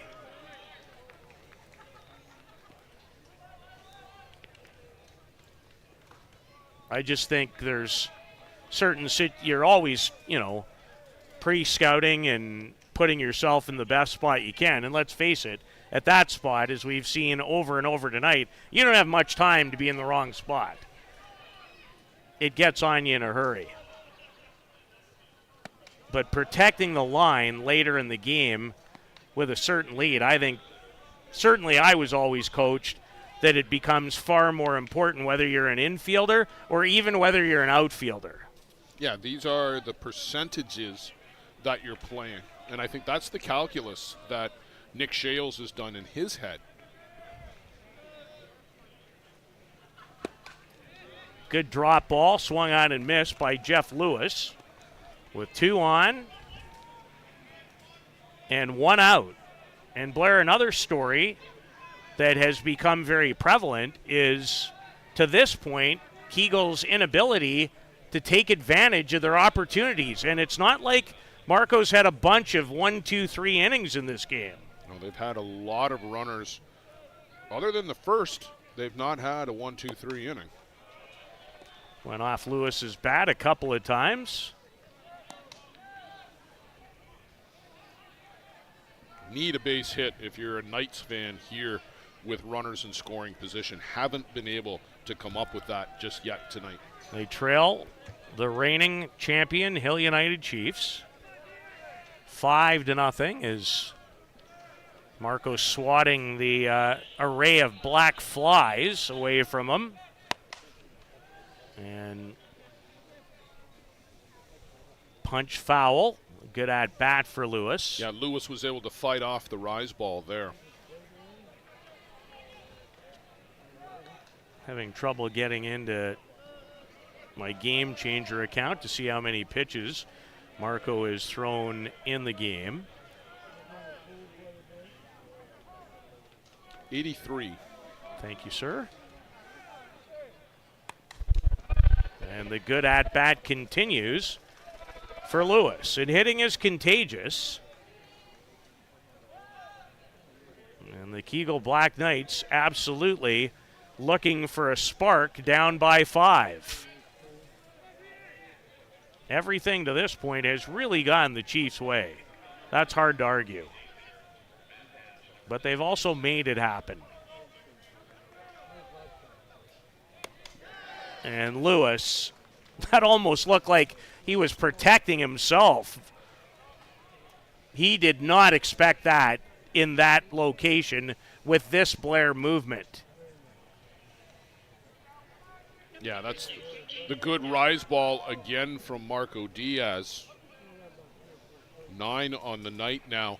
And Peter, you said it, 6, maybe 7 out of those 9 on that rise. Well, the last 2 in this inning have both been in that manner. Facing Jaden Stratford, who's been on base twice. Walked and then reached on an error on a ball he hit that went off Marco Diaz's glove, and then Lenny Villavazo, who probably would have had time to make the play, he couldn't collect it either. And Diaz has found another gear tonight when he's needed it the most, and that's what really separates great pitchers. And he's raring again, up at 86. Been a lot of 86s and 87s on the speed gun tonight. He is humming it. Trying to end the 5th. He's had to work. But as I just mentioned, he's been at his best when it's mattered the most. And Stratford does well on this occasion to check his swing. Not an easy pitch to lay off of. If you've ever been in a batter's box and faced a rise ball, looks pretty good most of the way before it gets to you. I hated trying to hit it. Hated it.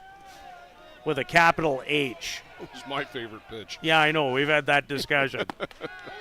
I didn't really like hitting any of the pitches, to be honest. I sucked as a hitter. Was an okay fielder.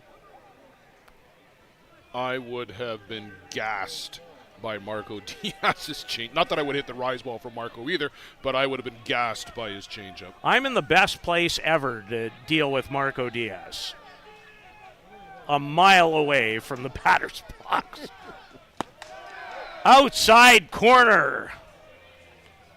Big smile, didn't get it. Thought he had it. 88 from Marco Diaz. We're bordering into record territory. Whew. How about a little hot sauce for you? Not if you're Joe Todd, apparently.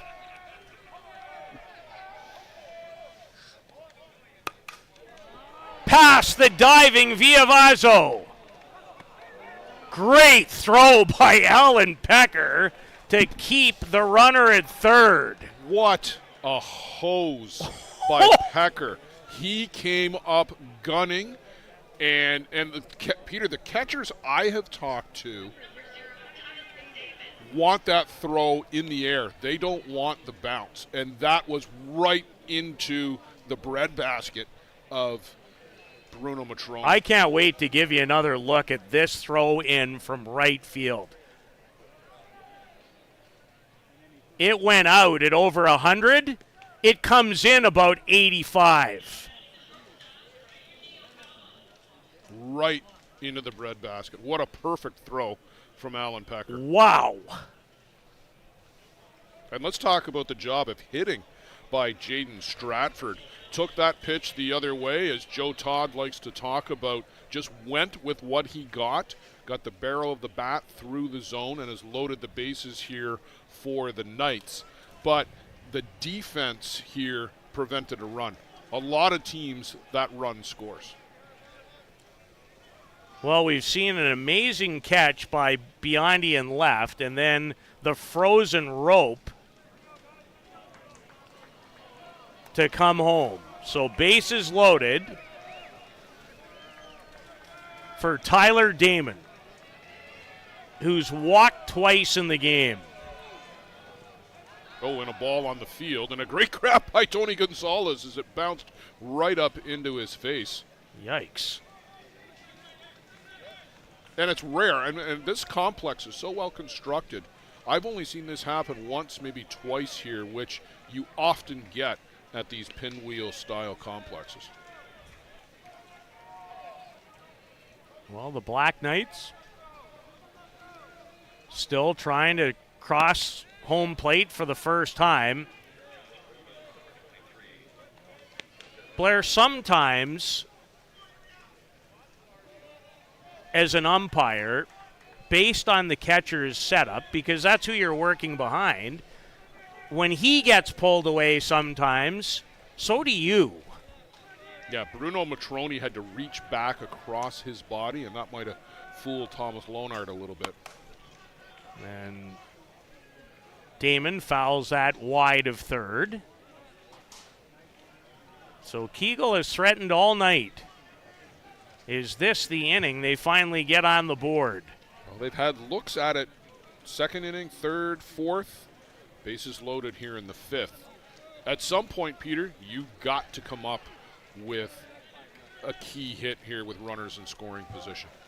You got to break the zero. Well, they thought they'd just done that until Alan Pecker got involved. So a ball and a strike to Damon. And that's the pitch all night. Yeah. The drop ball away to left-handed batters. No, they just haven't been able to dial that pitch in. Haven't quite got it to where they want it to be.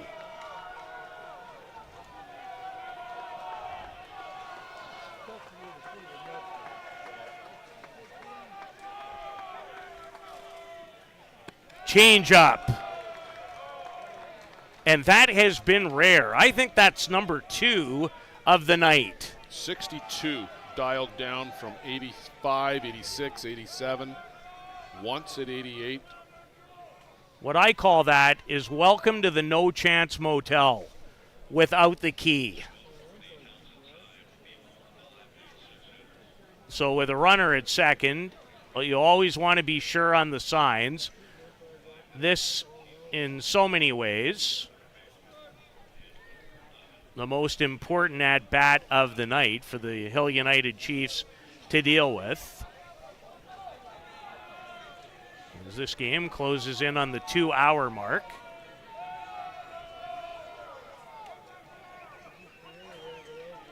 Grabs the Gorilla Gold for grip, and here he comes. Full count.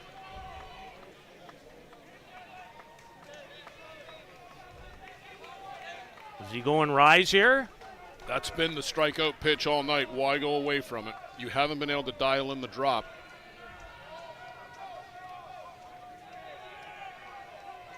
Here's the payoff. It was the drop, but it was fouled away. Nobody's touched that inside rise, especially the left-handed batters. I get the reluctance because if you hang it, you might lose it, but he hasn't hung one yet. Might be 5-4 if you make a mistake. And like in any sport, you want to get beat with your best pitch. It's been his best pitch tonight. It has. Hard to argue. And there it was. And he gets another great result with a rise ball. Has just flat out found a way when he's needed an answer and has had some fabulous defense played at critical times as well. It remains 5-0 Hill United after 5 in this winner's bracket quarterfinal on Tuesday night of the ISC World Tournament in Mankato, Minnesota.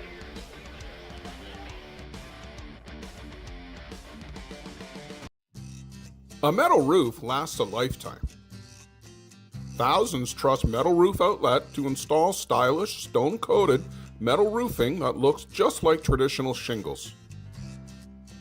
Make a smart and worthwhile investment for your home with Metal Roof Outlet. Contact us through metalroofoutlet.com to get a quote for a roof replacement anywhere in Southern Ontario. Because when you trust Metal Roof Outlet with your roof replacement, it may be the last time you ever replace your roof.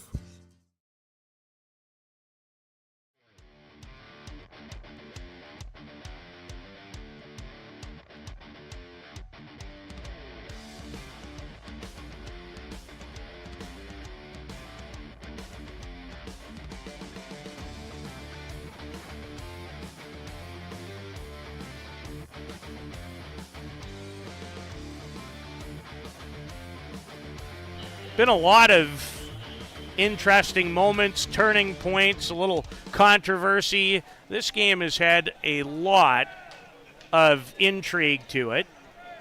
One of the biggest moments supplied by the leadoff batter in the sixth, Pipolo Lopez, who was facing the starter, Matias Echeverres, at the time, and hit a 2-run homer in the fourth to turn 1-0 into 3.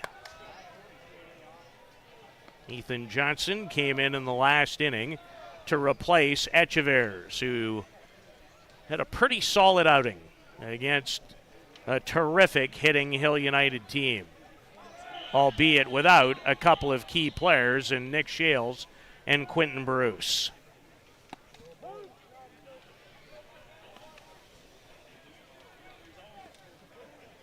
One team has made the most of its opportunities, Blair. The other has not. Well, I think when all this is said and done, if it stays like this, the Knights are going to look back at it absolutely and say, well, we had our chances. Big one hopper for Damon Creasy to retire Pipolo Lopez to begin the sixth.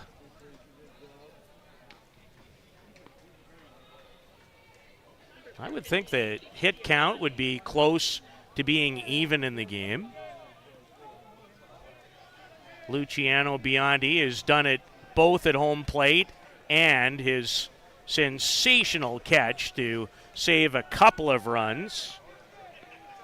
That one came in the bottom of the fourth. Has contributed in a large way. 8 base runners left aboard for Fargo thus far. Biondi high in the air, but should be routine. And is for Tyler Damon, and there's 2 away. So Ethan Johnston so far has come in and done a nice job.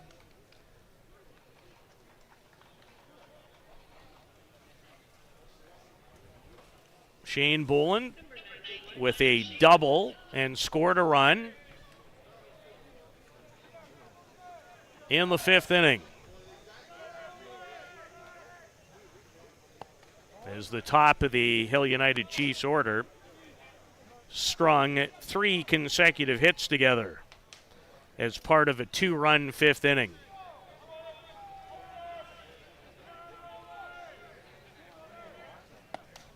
Boland takes up and in. The affable, infectious Shane Boland, the Hill United Chiefs captain.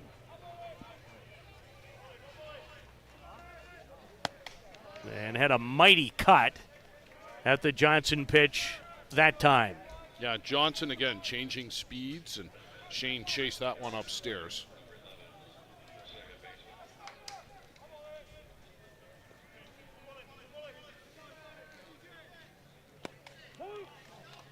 Good late movement to break into the strike zone.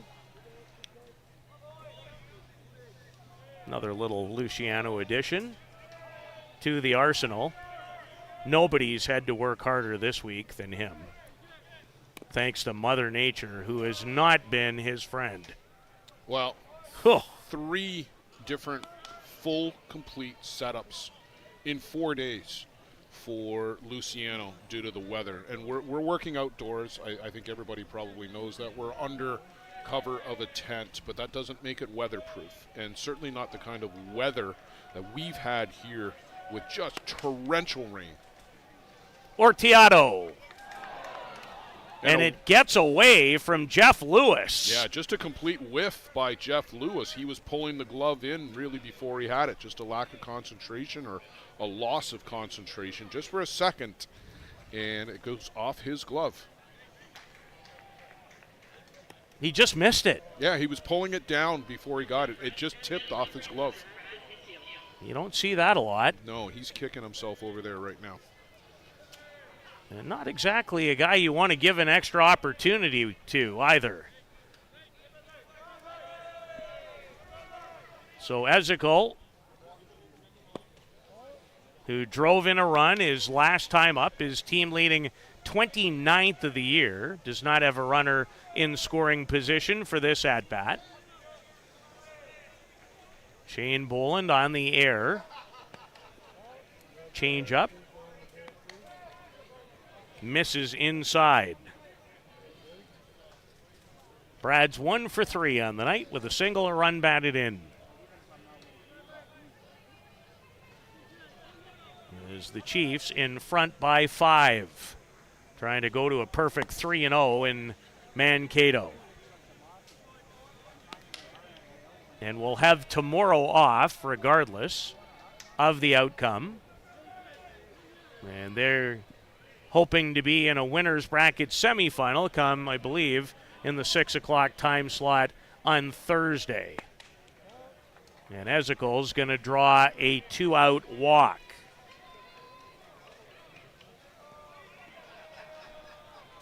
As he finds himself on base for a second time, Lenny Villavazzo has driven in a run. He was 1 for 2. He also walked and was thrown out on an attempted steal earlier in the game. The 26-year-old from Mexico. As he asked for time, now he's doing a little digging of his own in the batter's box. Late in this game, another very important winner's bracket quarterfinal still to come your way tonight on Softball Premier TV and the ISC streaming network. But see, here's the downstream impact of this error is suddenly you're facing Villavazzo with 2 guys aboard. You should have been out of the inning. So true. And a pitch up and out of the zone from Ethan Johnson, who replaced the starter, Matias Echeverres. And that's part of coaching and managing too, Blair, to manage your number one pitcher knowing how critical he is. And while you never want to give in a game, you do have to be smart about how you set yourself up for the next one as well. We're going to see a lot more Echeverres, I would think, before this event is over.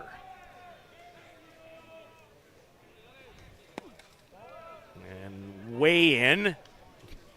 Guess who with another snap throw trying. He was trying to get Boland napping on that one because that was just from the crouch. Like, he never got up and fired it. He looped it over the head of Johnson, and it was a, hey, maybe we'll get him napping type of throw.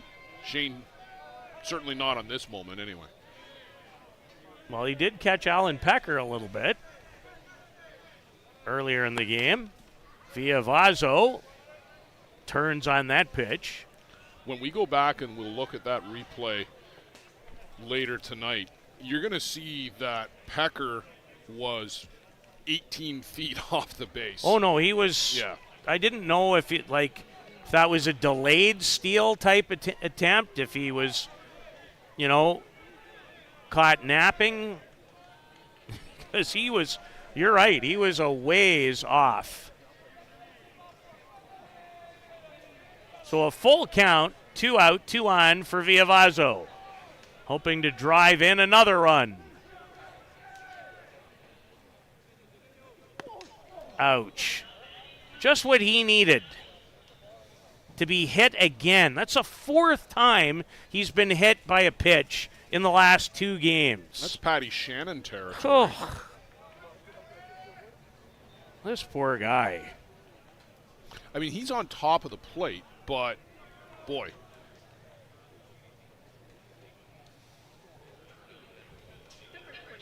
It's a good thing he wears some extra gear. Need a full suit of armor the last 2 days. I've never seen anybody, Blair, in high competition get hit 3 times in one game like he did against the Lacey A's.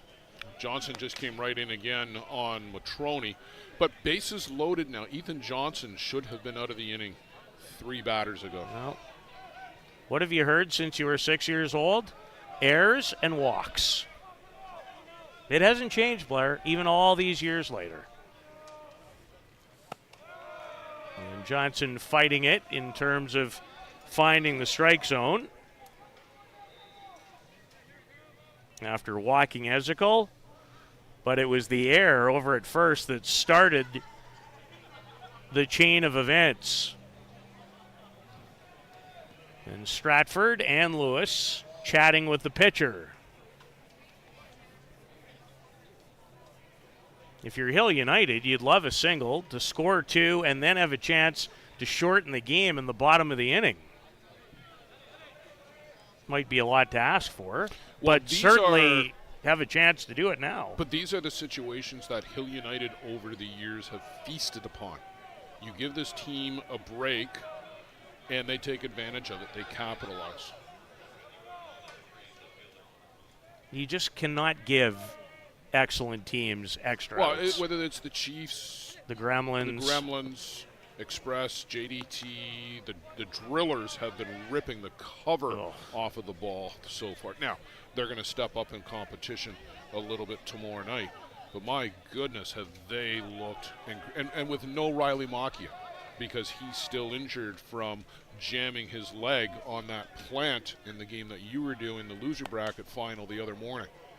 This looks like it will get Ethan Johnson out of trouble, and it does, as Matrone pops up to end the 6th with the bases loaded. But Hill United in command in this winner's bracket quarterfinal. They lead the Kegel Black Knights by 5 on Softball Premier TV.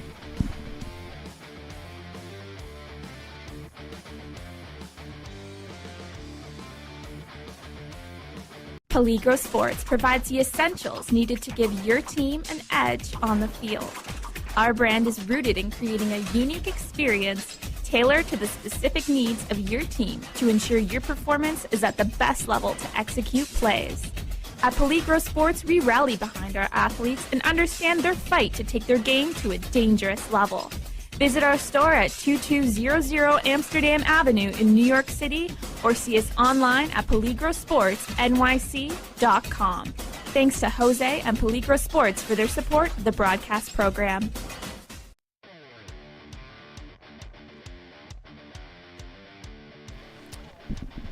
Hill United has chipped away. Marco Diaz on to work the 6th inning.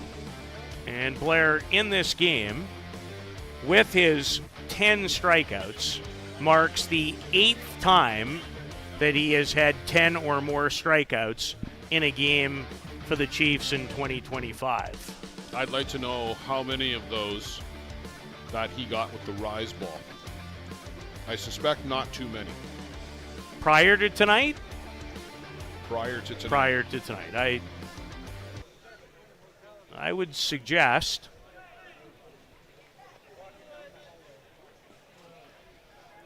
Peter, just before we get going with this inning too, let's give a shout out to John Kegel, the erstwhile sponsor, founder of this team, inducted into the Hall of Fame on Sunday, co-recipient of the Welby Award with the Hill family, also inducted into the Hall of Fame. And magnificent speeches by both these fine people. And we had our Hall of Fame announcement for next year today, but this year's class was equally top-notch. Yeah, you could, just in both the presenter's speech and then listening to Mr. Kegel himself, know what it has meant to his life, his family, his business. It all seems to tie in, Blair. I always say sports really does emulate life in so many different ways. And you could just absolutely feel the warmth and the meaning. And then, as I echoed, and we'll do it again, Brian Porter, who spoke on behalf of the Hill family to talk about the upbringing and how, the Chiefs and the indigenous community and all they've done in the Six Nations area. Yeah, brought a tear to my eye. It was a fabulous acceptance speech by Brian Porter. Bruno Matroni has gone from the soft sell to the hard sell there with Thomas Lonard. Full count to Frank Kimlinger. Or make that Tyler Booley. Pardon me. There's 5 there, but that's Tyler. We're not quite back at Frank yet. Tyler has struck out twice in the game. And as Blair mentioned, one of the stories, and there have been many of them, the 8 base runners to this point that the Black Knights have left stranded.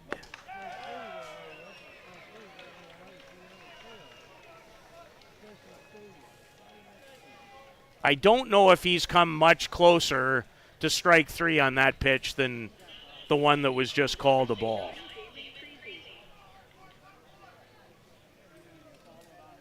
Fourth walk of the night for Marco Diaz. Boy, normally you'd think that this would come back to bite you. He's been able to work out of these jams with the strikeout pitches, but you're asking a lot of your body.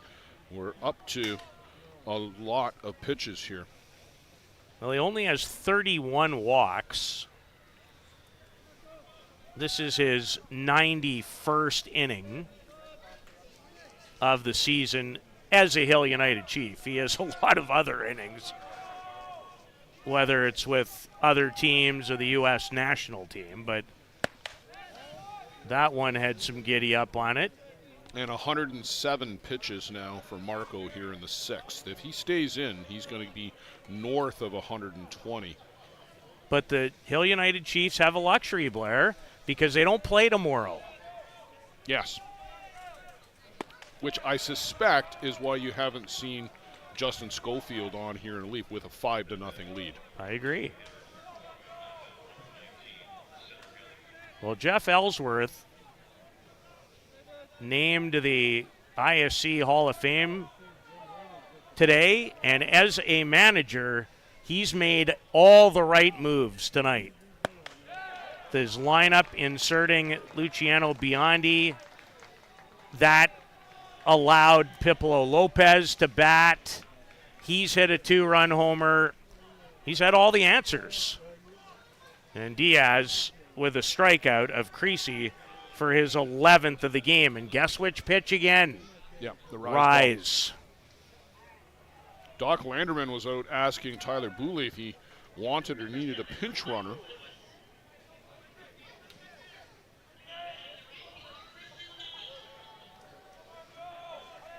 And Michael Lewis, who was flat out robbed by Luciano Biondi.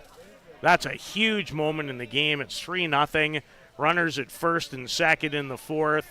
A well-struck ball off the bat of Michael Lewis, and Biondi with a just marvelous catch going back towards the fence in left field.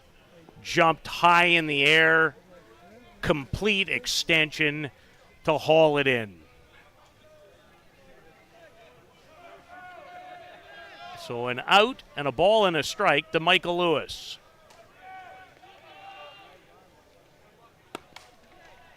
Past Viavazzo.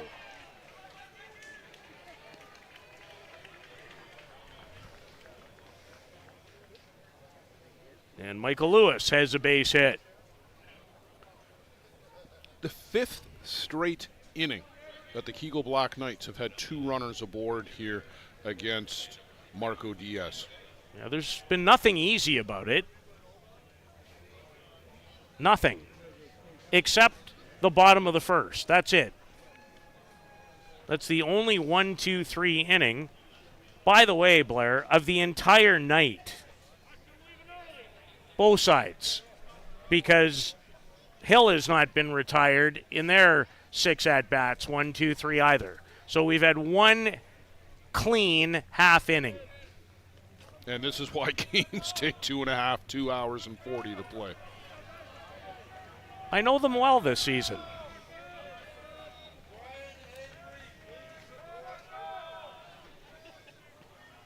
Logan Boom, the batter. Blake Hunter on a big hop. And there are 2 away. Blake has really fielded that position well. He's such a versatile player, another part of what makes him a special performer. Well, what a luxury to be able to tap that on your bench to bring in a national team player who can play, as you just said, Peter, virtually anywhere on the diamond. So true. At an elevated level, too. It's not like he's average. No. Last weekend, he made good play after good play at the hot corner in place of Nick Shales, unavailable for the last couple of weekends. Well, we have made our way to Frank Kimlinger, as it turns out. 2 out, runners at second and third.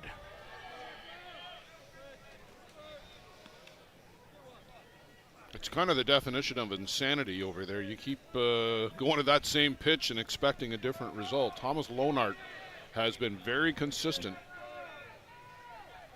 Yeah, he's not given much over there. That is for sure. He's been close on a couple, but most of them are through the other batter's box. There's one of the very few he's gotten on that outside corner. But that one to me looked, from at least our vantage point, like it was more towards the middle of the plate. Not the dead middle. So 2 balls and a strike to Kimlinger, who has a couple of hits in the game. And suddenly he's found the range there, Peter, for these last 2 pitches. That looked like a low rise to you, Blair, rather than the drop, or did that look like the drop to you? I thought it was the drop again, but again, we're 60 feet away, too. The 2-2. And that pitch got more of the plate than Bruno Matroni was looking for. He was well out to our left, your right. That was also at 87. He's been as high as 88 on the gun tonight. And there have been a lot of 86s and 87s. Not 1 or 2 either. See what he dials up here. Strike 3 looking. 87, hit it if you can. Every time he's been in trouble, he's come up with an answer. It remains 5-0 as we head to the 7th and our first of 4 over the next 2 evenings. Winners bracket quarterfinals at the ISC World Tournament. Welcome to Mont Hill Golf and Country Club. With our beautiful 27-hole golf course open to the public, we work tirelessly to ensure your time with us is second to none. Well, here you'll be able to enjoy an incredible dining experience at our very own Big Pete's Steakhouse. Play some of the best courses in the world with our state-of-the-art golf simulators. Upgrade your gear with the top brands at our pro shop, or host a stunning wedding, event, or conference inside one of our beautiful ballrooms. Learn all this and more at monthill.ca. We can't wait to see you soon.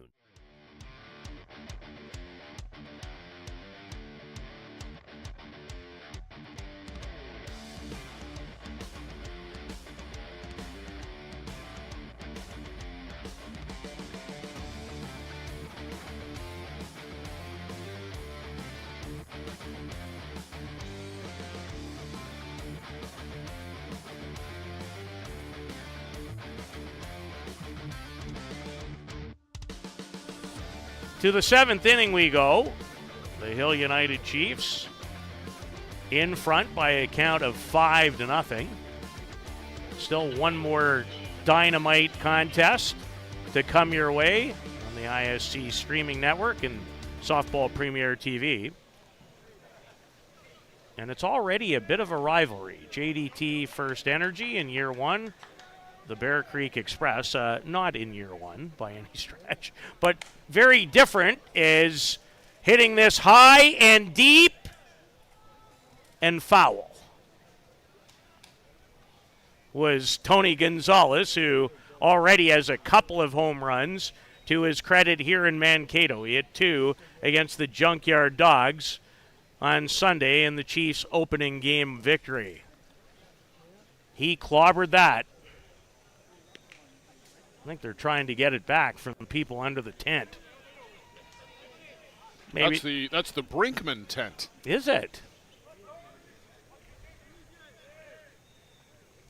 After the last 2 nights, I don't like tents.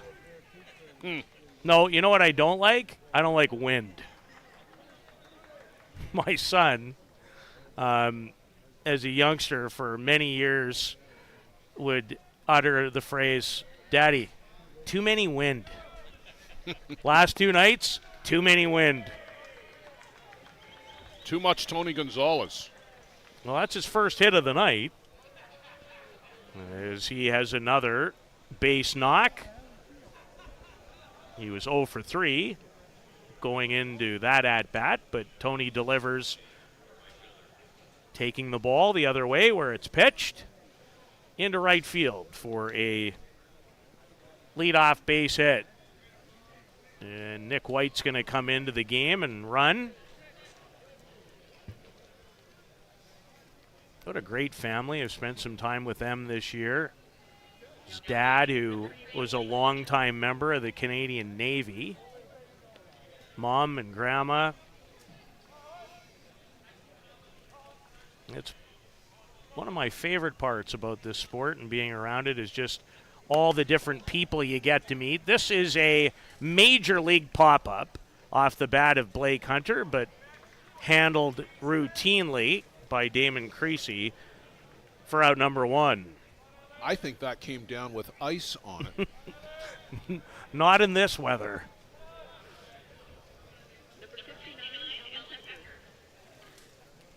Well, Alan Pecker's been involved in the game, including a double, scored a run. Looked like he was trapped in between second and third in no man's land. And then with what he did defensively that I'll be seeing in my sleep or outside of my sleep, that throw in from right field. Somebody online. There goes Nick White, and this is what speed does. Dive here, dive there, safe in both spots. Yeah, create some havoc out there. That throw tailed on Jayton Stratford, and Logan Boom had to come get it. And then at third base, you've got to make sure that throw again doesn't get by you, or you've handed him 180 feet and a run. Blair, last weekend in Oklahoma City, and it came in a key moment in a game against JDT First Energy, he scored on a single to right when the outfielder just threw it back to second. This finds a gap. Alan Pecker has another extra base hit. Jeff Ellsworth tells him to go down. He does, and it is a triple for Alan Pecker. He was absolutely flying around second base. Watch it on the replay here. I'm not sure what we're going to track, whether it's Allen or the ball. We're going to pick up Allen coming around second here, and he is in full flight. And at the last second, like, he slides for about 1.5 feet and hits the bag hard and pops right up. Well, he has been on display in a big way in the game as the lead increases to 6. And now Pipolo Lopez, who's had a big night, drives in his third run of the contest. He hit a massive 2-run homer in the 4th and now has an RBI single to cash in Alan Pecker. The Hill United Chiefs now barring a miracle-type comeback. Might be the first time you can really think about a winner's bracket semifinal come Thursday evening.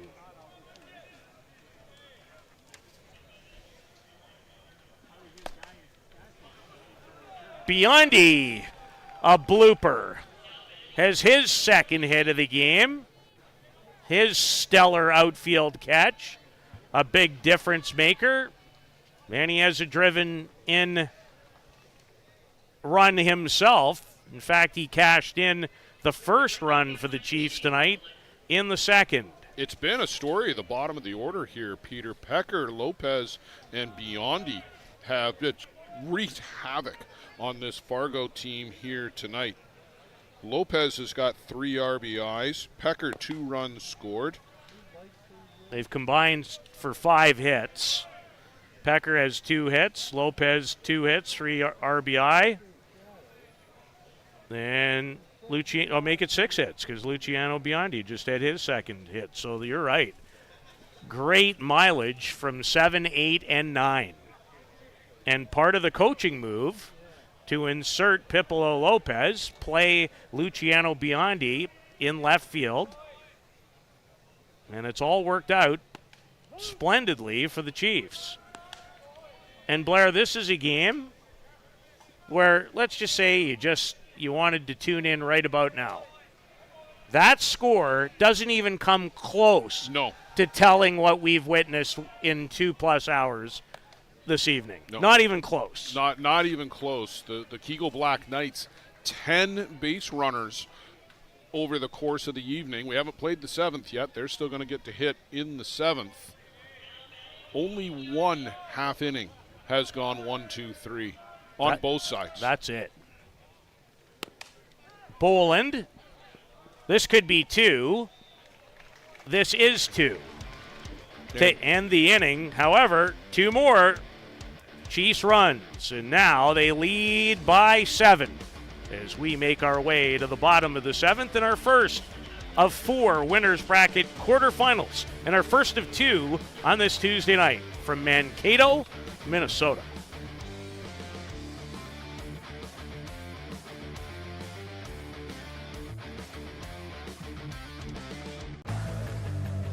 Let's talk about a local one-stop shop.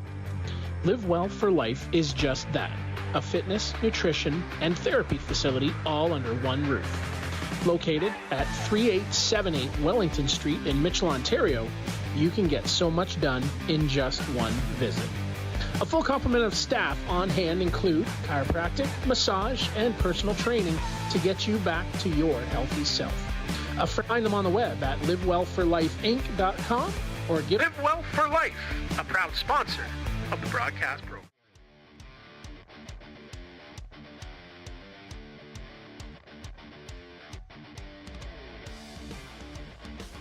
Marco Diaz's night is over. 6 shutout innings, 12 more strikeouts. He's up to 33 in his first 3 games here at the ISC World Tournament, and he was absolutely tested by the Kegel Black Knights, but Blair, to his credit, was able to get out of trouble both on his own account and with some help from the defense every single time as Justin Schofield enters the affair to try and close it out with a 7-run advantage here in the bottom of the 7th. Justin 6-1 on the year. He's pitched 42 innings, struck out 75, walked 15. And one of the highlights of my week, and there have been a few already in Mankato, Minnesota, was yesterday when I had a chance to just watch the Hill United game off the microphone. I believe his 8-year-old son, Gordon, watching him yesterday track down foul balls, the intensity, the passion. I looked at Mom last night during a team meal and I said, help me out with this one. Who's more competitive in the house, son or dad? My guess is it's tie goes to the runner. Montana said to me, she goes, yeah, when they're both at one another, it's not the most fun. But he was just a treat. I just loved watching him. He was right into the game. Every pitch, watching Dad and the Chiefs. That was fun. And we want to say thank you to Montana, who delivered a box of homemade cookies to us here in the booth a couple of days ago. Peter, I think you were not here at the time, and probably a good thing for me. Yes, but they were outstanding. A wonderful gesture from a wonderful person, and want to publicly say thank you so much for that. It's funny, too, apparently,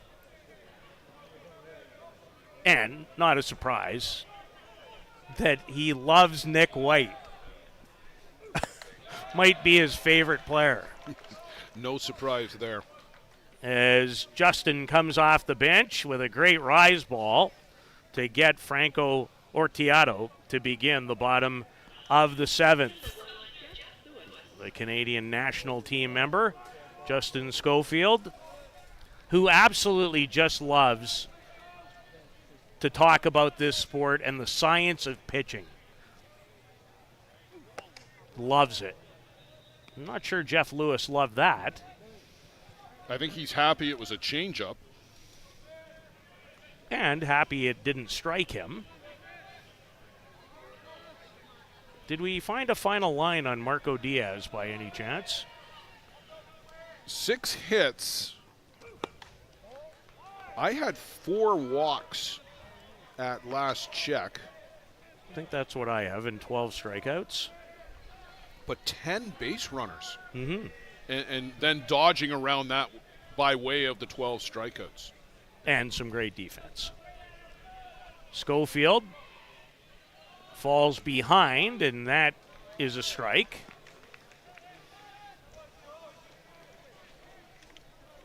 And again, those tuning in, wondering where the JDT Bear Creek Express game might be, we'll bring that to you right at the conclusion of this one. Give us about 20 minutes to get the field turned around. Up and in with another high rise with lots on it. Is the count even to Jeff Lewis, who is 0 for 3 in the game. He's grounded out and then struck out a couple of times against Marco Diaz. And there seems to be a lot of cheering in behind me. Well, a big 3-run home run for the Georgian Bay Giants as they're looking to avenge a Game 1 loss to the Lacey A's way back on Saturday afternoon. They're out in front now 6-1, and that's in the 7th in ISC 2 winner bracket action. They are elated over there. Could hear them in Duluth. And Joe, that might have actually been a grand slam. We should find out who hit that one. That may have been a grand slam. We may want to check who hit that. Schofield, Blake Hunter. Nicely done. Again, showing off the glove work at third base. Blake Hunter arranging into the hole. And there's 2 away in the bottom of the 7th. Nice defensive effort. 1 error for the Chiefs tonight, but they've more than made up for it with other terrific defensive efforts. That was a good one, too. So Jaden Stratford looks to keep it alive. He's been on base all 3 times. He's singled, walked, and reached on that lone error made by the Chiefs. And Schofield has got the big old grunt going tonight. Yeah, he has. Throws every pitch like it's his last. And every time I say it, and I say it often, it is meant with the absolute utmost respect. He gives you everything he's got. Ooh, and boy, did he have some heat and movement on that game-ending strikeout, as there is just the second 1-2-3 inning we had in the whole game. The Hill United Chiefs, in a game that the score really didn't reflect, but they take care of business as they've moved in to a Thursday evening winners bracket quarterfinal game. Or a semifinal. The score certainly does not tell the whole tale. Here is the story of this one. A real competitive ball game. Hill United Chiefs took advantage of every opportunity presented to them. Fargo Kegel Black Knights, 10 runners left on base. They're going to go to bed wondering what if. Great job, my friend. Thank you so much. We'll be back in about 20-25 minutes with another great game slated. JDT First Energy and the Bear Creek Express in another winner's bracket quarterfinal. So long for now from Mankato.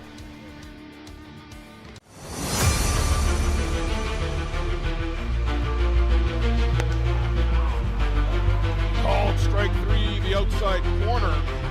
They work out of that.